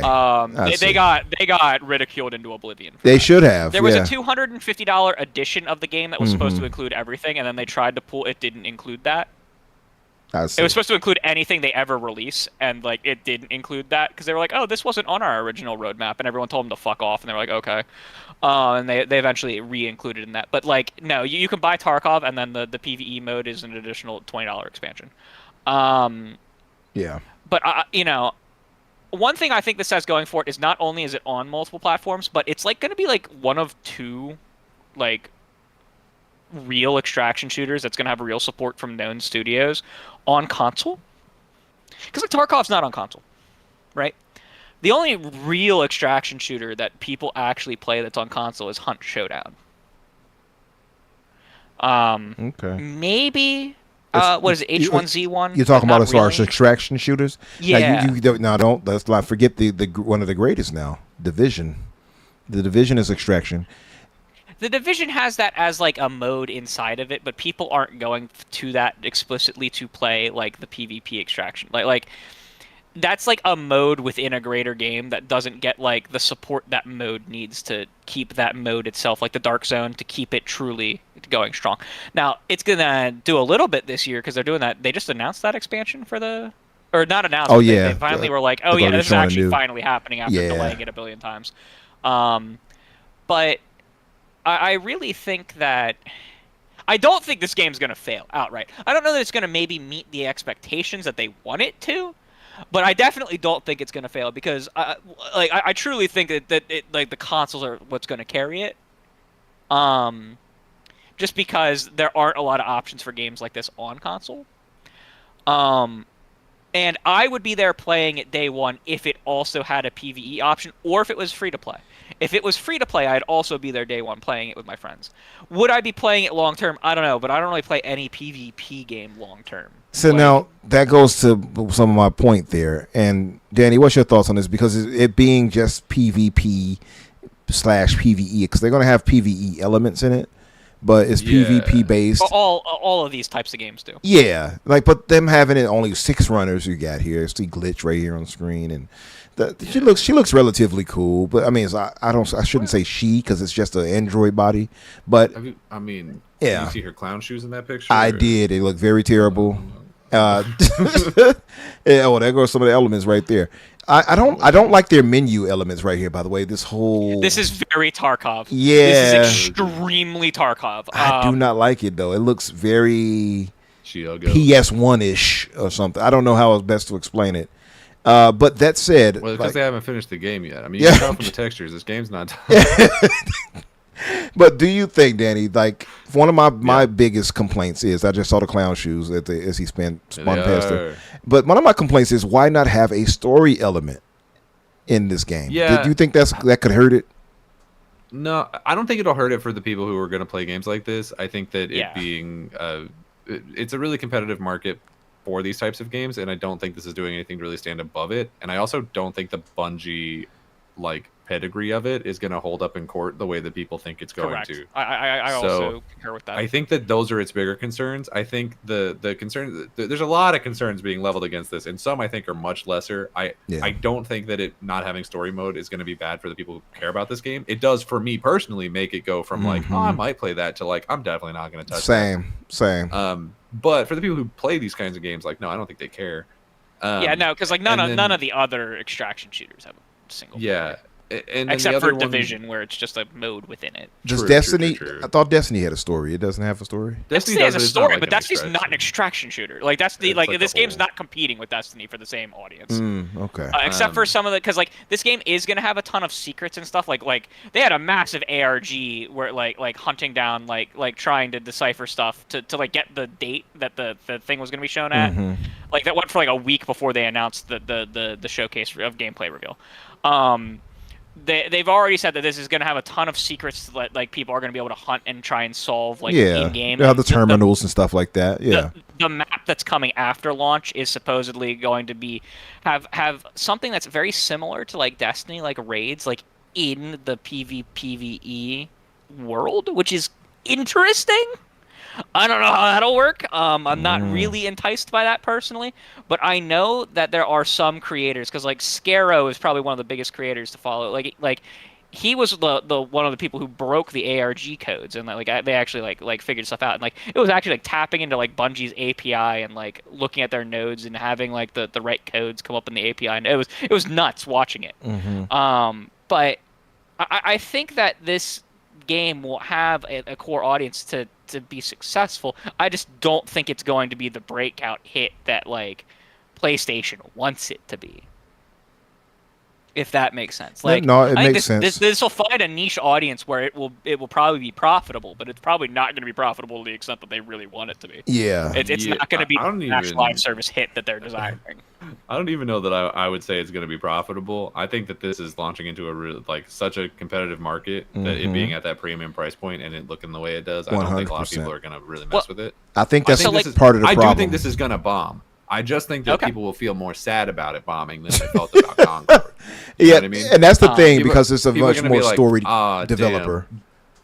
I'm also curious as to what their premium price is going to be, because we're hearing conflicting. 40, but the assumption's 40. However, I did see somebody say 60 and 70 too. By the way, no, it's not. It's 60, 70 is dead. To not be full 100%. They've outright confirmed it's not full price. Yeah. Good. Some of the rumors have it at 20. Now 20, I think will do just fine. 20 will be fine for them if they put it at 20 or free to play. They'll be fine, I think. Roughly. It is interesting too that like part of the reason that there might be a paywall is actually as an anti-cheat feature, because there are in paid games there are less cheaters, because when you get banned you have to buy a new copy of the game on your account. It doesn't eliminate cheaters, because some cheaters just don't care and they're buying the ultra cheats that the subscription for the cheat costs like $800 a month. What? And they don't care. They'll just buy a new copy. $800 a month? What? Who? I love subscribing to crime. Right. Some cheats are super expensive. That's insane. Why do this? What, so they can cheat and be like win, or? Yeah. Is it that serious? Dude, they can't just be good at things. I was right. Just get good. What the hell? Because like there's far more cheaters in like Call of Duty Warzone than there are in the actual Call of Duty like Black Ops 6 lobbies. There's cheaters in the Black Ops 6 lobbies. I'm not saying most of them they're just cheating against each other. What the hell? But there's far more in. I need a cheat so I can cheat the cheater over here. That's insane. And like, so for example, Bungie, in order to combat cheating in Trials of Osiris and Destiny 2, only allows players who have the most recent expansion to get into Trials, and that was at the request of the player base. Because originally Trials of Osiris was free to play, and everyone was like, "Please put this behind the paywall like it used to be," because like we didn't have cheaters when it was behind the paywall. And then it like halved the amount of cheaters overnight, and then like it gradually just dropped. Though now it's kind of shooting back up because they're a lot of workerarounds for BattleEye were found. So this is what I'll say: $40 is troublesome for me. I mean, I'm not. Let me preface this. I have no interest in this game. But 40 would be troublesome for me. 20 I could see myself investing in. Free to play, I think the game would excel, at least much better than it's going to possibly do. I don't want to write the game off and say it's dead on arrival, but it's less dead on arrival feeling I'm getting from this than I did with Concord. Concord, I knew that was over with. This, I'm not quite sure, but I'm leaning toward dead on arrival. Shout out to Talos Ray. What's up, brother? Thanks for coming by. Let me read a few of these. Abdel said, put a Steven Seagal skin in it. Wow. He mentioned Steven Seagal earlier, so I'm just laughing about how he keeps going back to Steven Seagal. We put dead dog shit on arrival. My only worry is the pricing. If they don't get the pricing right for this, this game probably will be dead on arrival. For me and Danny, clearly, no story mode option. I just have zero interest. I need a narrative. I can't just go around shooting at people all day. It's just not for me. Yeah, for me, it's $40. I'm out unless there is a significant PvE mode announced. $20, I can probably be bullied by my friends to buy it and play it, even if it is just PvP. Free to play, I will download it and just play it, even though it is a PvP game. If it's free to play, I'll try it out. I'll say that much. Also, $20, and they announce a PvE extraction mode like Tarkov has. I'll be in immediately. I'll be in immediately. I like the way that Bungie's gunplay is. That I might do too. Yeah, looks like Bungie's gunplay. Once they expand on the options and give you, like you say, a PvE and maybe even 20, maybe I might be twisted, like you say, get my arm twisted on it if it's good enough and people are like really enjoying it. I have quite a few friends who are really they're more like they are strictly like PvP players. They're really excited for this, like real excited. So at $20 they could bully me into playing it, for sure.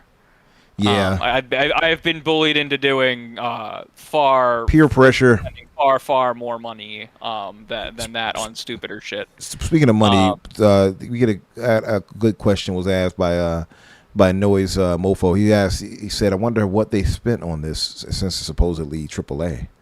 I'm pretty sure it's AAA. How much would you guys think it has they spent 300 of the 800 people at Bungie working on it. Oh yeah, AAA for sure. They spent all the money on the lawyers to fire the other 300 people. Right. Well, Bungie didn't spend any money on that. Sony spent all the money on that. They had to hire the lawyers to deal with all the complaints. This should be enough to silence them. All right, there we are. That took our budget to AAA. But yeah, I'm thinking, looking at this, and how much did it cost for like a Destiny 2? But Destiny 2 had way more developers on it, right? So Destiny 2 at launch was a full price $60 game. Right. Destiny 2 also has a campaign, PvP, raids. Got all the good stuff. Now the base game is free to play. The expansions are they range between 40 and 50. And one thing to clarify about what Danny said about the expansions in Destiny, the expansions that they've shifted to the 2 instead of 1 a year, they're basically it's basically the same amount of content as one expansion, just they're releasing half of it earlier in the year and half of it later in the year. They're going to be separate like stories and stuff like that, but it's like content wise it's the same amount as one expansion. They're just separating it, which kind of helps a little bit with their content cycle. So this is they're moving away from the season from having as much content, and like the seasons are mostly going to strictly battle passes now.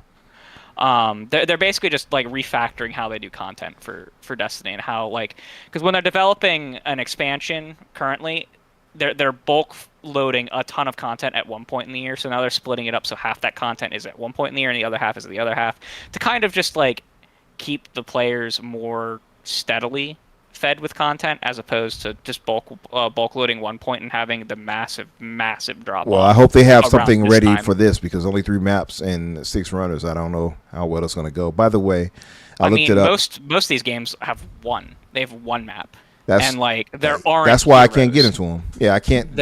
I just cannot get into something like that. And that's what. By the way, that's what hurt Halo. Is just the lack of content. To me, I hear that and it's like, why would I want to play this? And it's only 3 maps for all this time. Like, that wouldn't interest me. But that said, Matthew, I looked into it. Not Matthew. Marathon's creative director Joe Ziegler. He stated that it was around 300 people that worked on this, and for 4 years. So that's definitely AAA. I would say it would be in the $100 million range for this. I would imagine. For those for Noise who asked that in the chat, it's got to be in the $100+ million range. I would imagine 300 people for 4 years. Yeah, definitely. In my opinion, though the visuals don't necessarily give you the thought that it's that. To Danny's point, because the more I'm looking at it, the more I do like that they have a unique art style, but it does look cheap. It really does. It looks sterile and clean and I get it, but it just looks so uninspired visually. It looks like the game is taking place on like a paintball course. Yeah, yeah, it kind of does. It kind of does. Yeah. What do you guys think in the chat? You guys excited? Do you like the visuals, or do you like? What's your thoughts on that? Yeah, it was 300. By the way, Noise 300 people. This says it was estimated to be by the creative director. It's about I think it's like 30 to 40% of the studio. The remaining studio. Yeah. I should say. So yeah. Well, I don't know. When it started development, it probably would have been closer to 20 to 15% of the studio. Yeah, I don't know. I'm trying to think of some more good positives for it. I'm struggling to come up with something. The big thing is that this is an extraction shooter that's coming to console. There aren't any of those. Yeah. Because people often correlate extraction shooters with battle royales, and while they play similarly, dying in an extraction shooter is far worse than dying in a battle royale. Because your goal is not to wipe everyone on the map in an extraction shooter; it's to grab some loot and get the fuck out. See, that's the thing for me. Like, I don't know how long I could be excited for that. They did say though that the survival rate is like 50%. They said it's pretty tough in this, so that's going to be a challenge for people that might like that. And I do like challenges, in games like that. And they also said you can kind of go solo, so you can kind of betray your team. I'll believe that when I see it. That's what they claim, at least. Yeah, I don't know how unless successful there's an actual solo queue mode, I'll believe that when I see it. Yeah. The other big mistake that they're making is that they're at this time there is no proxy chat, though they've already kind of signaled that okay, we're hearing you and there's going to be proximity chat. Yeah.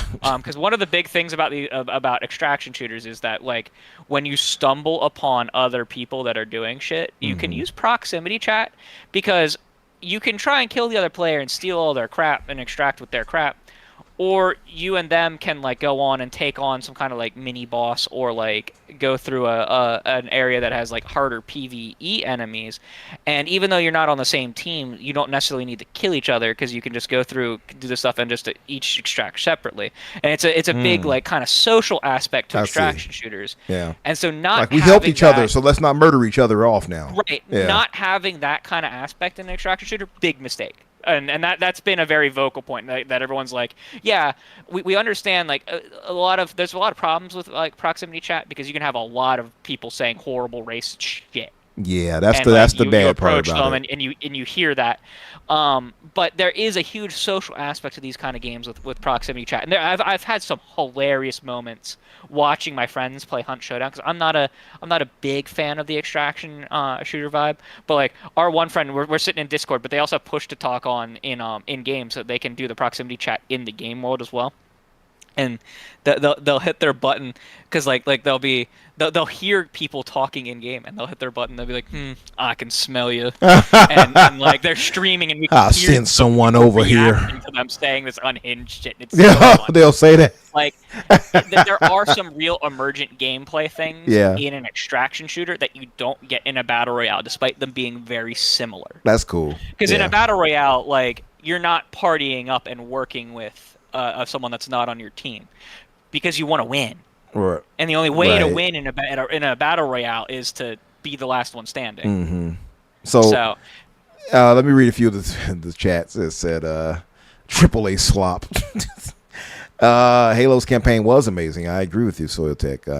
Infinite was pretty damn good. I would have loved it even more had they shown and not told when it comes to like those audio clips we get for certain things and such, like what happened to Fireteam Osiris and everything like that. So Soyatech says he's more excited now. Gameplay looks wise, I guess. He says Noise Mofo rather says reminds me of the old Nintendo VR headset. Soiltech says good, but I don't do multiplayer. I'm with you on that, Soiltech. I do multiplayer, but it has to be a component of a single player game as well. And I'm spoiled because Halo has given us that. Well, hell, Gears have given us that. Like Microsoft spoils us when it comes to that, and I don't think they get enough credit for giving a full package of a game compared to so many other people. Noise Fumo says plus is Bungie, all I got. And Deliverex says it looks like it's pre-alpha stage and the assets haven't loaded in. This is pre-alpha. Like, yeah. Straight up, it is pre-alpha. He co-signs Danny on that one. It just doesn't look like it's loaded all the way and says the finals looks much better. Gray says that Concord was 400 million. I can't see this being any less than 250 million. You might be right. Concord's never been confirmed to be 400 million. I hate when people say shit. It's like when people say that Halo Infinite cost 500 million. You know where the original 500 million leak came from for Halo Infinite? Where from? Some random German Xbox site that claimed that they heard a dev at Gamescom say that. Oh, really? And everyone ran with it. I knew it wasn't true. I'm like, they didn't spend no 500. It came from, I believe, the website was xboxdynasty.de. DE being you got a good memory. You got a great memory to remember all that. People have to remember that I used to, and I'm probably going to start doing it again, collate leaks and rumors for Microsoft content. Okay. And that was one of the big things that I always hated was that, like, because I keep like a full list in a spreadsheet of all of like the more recent leaks and rumors. That was one thing that I always kept on standby because I can't stand when people say that. And the whole thing with Concord being $400 million was the only actual source of that is Colin Moriarty. Yeah, he's the one that that's a little bit more credible than random German site. Yeah, but Colin is fairly well. He is fairly well connected, so I gave more credence. One thing I will say about that is, though, was that what its planned lifetime budget was? Was that the actual budget that they spent on outright development before it was canceled? I would imagine the former, because I think he spoke to it as far as what they lost on it, not what could lose. I would think it's the former, but I don't know. I struggle to believe they spent $400 million. I hope they did. I hope they did. There was other journalists who came out and said that this was just false. They came out against it. Okay. Like people from GamesIndustry.biz came out and said that this was false. Okay. Which led me to believe that $400 million was the planned. You might be right. I mean, we don't know. The lifetime budget of the game, because that was another thing from that Xbox Dynasty article. $500 million wasn't the budget for Halo Infinite in that original article either. It was the lifetime proposed budget, which makes far more sense. Yeah. For a 10-year live service. For a 10-year, absolutely. Well, to be fair though, they also denied that it was a 10-year plan too. So. How can we go? They outright said it was, and then they were like, "Oh, but it was like when Halo Infinite started to not do well, they were like, oh no, it was supposed to kick off the next 10 years of Halo." Well, all right, we're still not getting anything in those 10 years of Halo. So what do you mean it's kicking off anything, you jackasses? And so that's what I mean. Like, so there's no guarantee that even if the developer or whoever is telling you that they're not lying, they could easily be lying, and that's a perfect example because they definitely said it was a 10-year plan. And then suddenly it's not that when they later spoke on it. Well, we were talking about the 10 year in the future. So they can change up what they're saying to guard what they need to guard. So I don't know. I'll say that it does seem far-fetched that it's 400 million to a degree. There's lots of things that I will believe. They lost a lot. On. Yeah.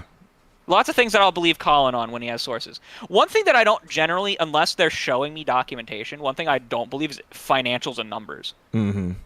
I get you. Because that's like the only time I've ever believed a leak that had that was the Insomniac leak when I got to see the financial documents. Right. When I physically got to see financial documents, which didn't line up with like anything anyone was saying about lots of different games, by the way.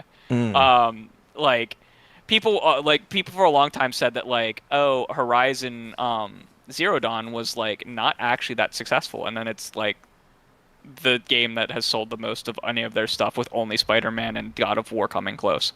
Like, right, it's nonsense.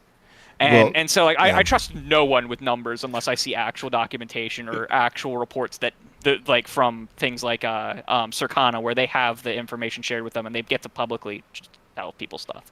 Like it's reasonable. It's so nonsense. Yeah, Danny, you about to say something? No, I was just laughing because I'm like pretty sure you're trying to stop the show. You're trying to end the show looks real bad. That's fine. I'm done. So you're like, yeah. So I'm anyway, I'm done. You heard me. I'm done. I was like, I gotta let my man get his bars out. I gotta let him get his bars out. I also gotta get to work. I'm done. I'm looking at the time, like, okay, well, it's getting there. Crusader, you're good. It's just really funny. I do this every time too. Yeah, Crusader's gonna get his bars out. This is every time we bring it on. You and OBM are the top two when it comes to that. When you guys get into when you start talking about you're passionate, you get into it and there's no stopping you. I'm like, okay, well, gotta let them keep going. It's always the one where it's like, well, so actually this tracks back to 1994, and People bringing me on because I keep records of everything. Yeah. I keep records of things, and I can go back to them. Like I'm known for, like that's why a lot of people will bring me on their shows because they're like, oh, can you tell us more about this leak and rumor from 7 years ago? And I'm like, yes, I can. Yeah, no, I mean, we appreciate you always. we do. It's just hilarious because I'm in my head. I'm like, they don't know, but Danny understood because he knows my time. I can feel it.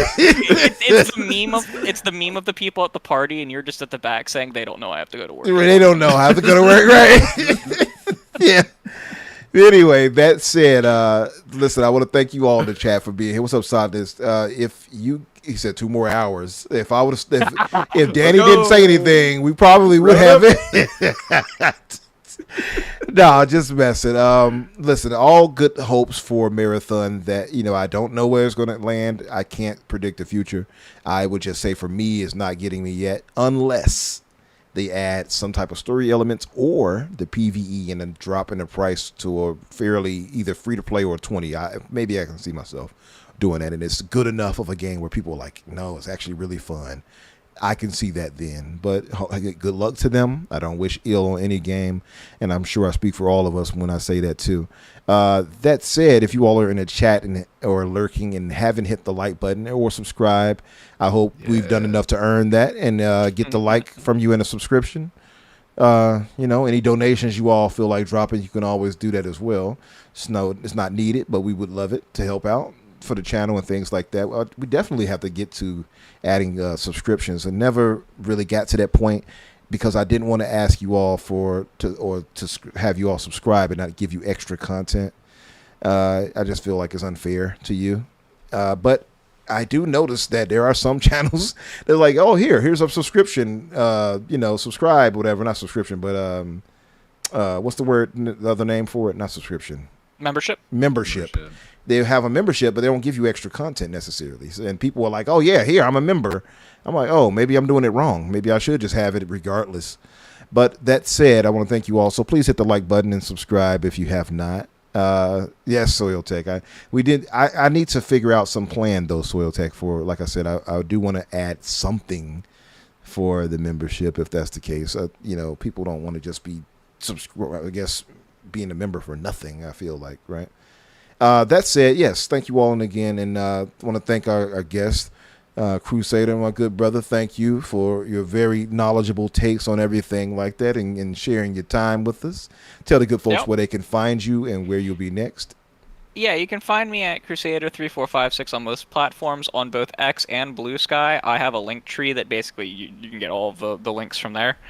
And where will I be next? I don't know. I'll be around commenting on things. You will see me unhinged when Oblivion is officially revealed. Like I'm gonna be unhinged that day, and like if it is more, what my theory on that was from earlier in the show, I'll be even more unhinged. I will ascend. You will see me ascend into the sky. But yeah, great show. Love being on. Absolutely. Looking forward to Oblivion as well. Hopefully it plays nicely. We'll see what's up. Danny, my good brother, thank you for joining us. Of course, doing your thing as you always do as the co-host, co-star of this show. tell the good folks what you will be up to next, where they can find you. I know you got the show, of course, Ready Set Replay coming up that you guys are working on. Yes. Yes. Yeah, we got some exciting things coming up on Ready Set Replay. The next couple games we're playing, the next episode that should go up as far as replay itself goes is Dead or Alive 2. So that one's going to be pretty fun. As we both go, isn't there supposed to be volleyball in this game? Some volleyball. It's supposed to be volleyball. Why are these ladies not playing volleyball? This is a fighting game? No. But yeah, you can follow me on Twitter and Bluesky at Daniel J. McG. Or you can follow my podcast, Ready Set Replay, on Spotify and YouTube. I just dropped a link in the chat that you guys can go to. We are still brand as new. We're sitting at like 20 subscribers, so I would very much appreciate any and all support we can get during these early stages to prove that it's worth continuing to do. Although we'll continue doing it anyway because it's a lot of fun. All right, we're gonna do it without you, with or without you. Yeah, but yes, truly, it's like this was a thing that me and Skylar were going to do one way or the other. Is just play through all of we just wanted to have an excuse to go back and play old games in some sort of chronological order, and we are inviting all of you to come and play them with us. So please hang out with us. Yes, folks in the chat family, if you all could hit that link above to the Ready Set Replay channel and subscribe, we would appreciate that. Thank you very much, because these two gentlemen do very great work. It's Danny and your friend Tyler, right? Skylar. Very close. Oh yeah, my head. I'm like. It's anyway. Okay. It's the same mistake that I'm sure Starbucks made. Right. Well, yes, if you guys could please give them a like, subscribe, should I say, a subscription over there, and if you could, and just to show some love, even if you can't necessarily always get out to them, I would hope you would, but show them love to help them grow the channel right there. You don't gotta watch nothing. Just go and hit subscribe. Hey, well, also watch if you can, but if not, at the very least, subscribe. Yes. But thank you all in the chat. I see all the kind words, great show, and things like that. Thank you, Talos. Thank you, Abdel. Thank you, Soil Tech. Appreciate all of you guys. And Splendiferous. Thank all of you, everybody, for saying what you're saying and all the support. For myself, Infinite Umbra, Umbra Infinite. You'll find me either way on social media, be it Bluesky. I might just have to move to Bluesky, by the way, because apparently they're talking about getting rid of the M's on Twitter. So What? Yeah. Elon Musk. Yeah. Damn him. For what reason? Get rid of DMs? Possibly to monetize it. He got rejected by someone in the DMs. Guarantee it. Oh, that's cute. Yeah. Guarantee it. I will say I've been on Bluesky for a while now, and the engagement's not as high as I think, largely because I have a much lower following there at the moment. Right. But much more peaceful. I am actually able to scroll and get news instead of news about the things that I care about instead of just and here's 400 reasons why Elon Musk is the worst. I'll send you my curated gaming news list, by the way, that you can you can put it up as like a separate feed from your main feed. It's pretty insane, by the way, that the whole situation with that Tiffany Wong lady and Elon. He is a super creep right there for that. By the way, if there weren't already enough reasons, if there weren't enough, right? Already, exactly. Here's one more. Just ridiculous. We didn't get a chance to get to the Triple I initiative thing, but that's fine. I don't think that's the biggest. I think we talked about the stuff that mattered the most. The Triple I stuff, I can just showcase that another time when we go live. There's no rush for that. But again, for myself, of course, you find me on social media under my name, and tomorrow, the Infinite Podcast, hosted by Risky for the Biscuit, myself, that Blue Number, and Spriggan, a.k.a. Dante Moody, will all be going live at 7 o'clock. I think 7 o'clock Eastern. Is it 8 o'clock Eastern? Should be. I got to figure that out because I think times have changed since we have different time zones now. Whatever. That said, and Tuesdays, of course, at 12 o'clock Eastern for Boom's Xbox Factor, myself, him, and Jamie Moran. So come by and check us out on all those, and hope to see you guys tomorrow on the Infinite Podcast. You all have a great night. We'll talk to you all later. Stay safe. Enjoy some gaming. And, yeah. And enjoy the ladies. I see Abdel sharing all the fine women in our entertainment in it. Yeah. Why you... Hey. It don't matter. Anyway, let's get out of here. He's an appreciator of the fine things. See you guys. We talking about video games, not 40 cogs.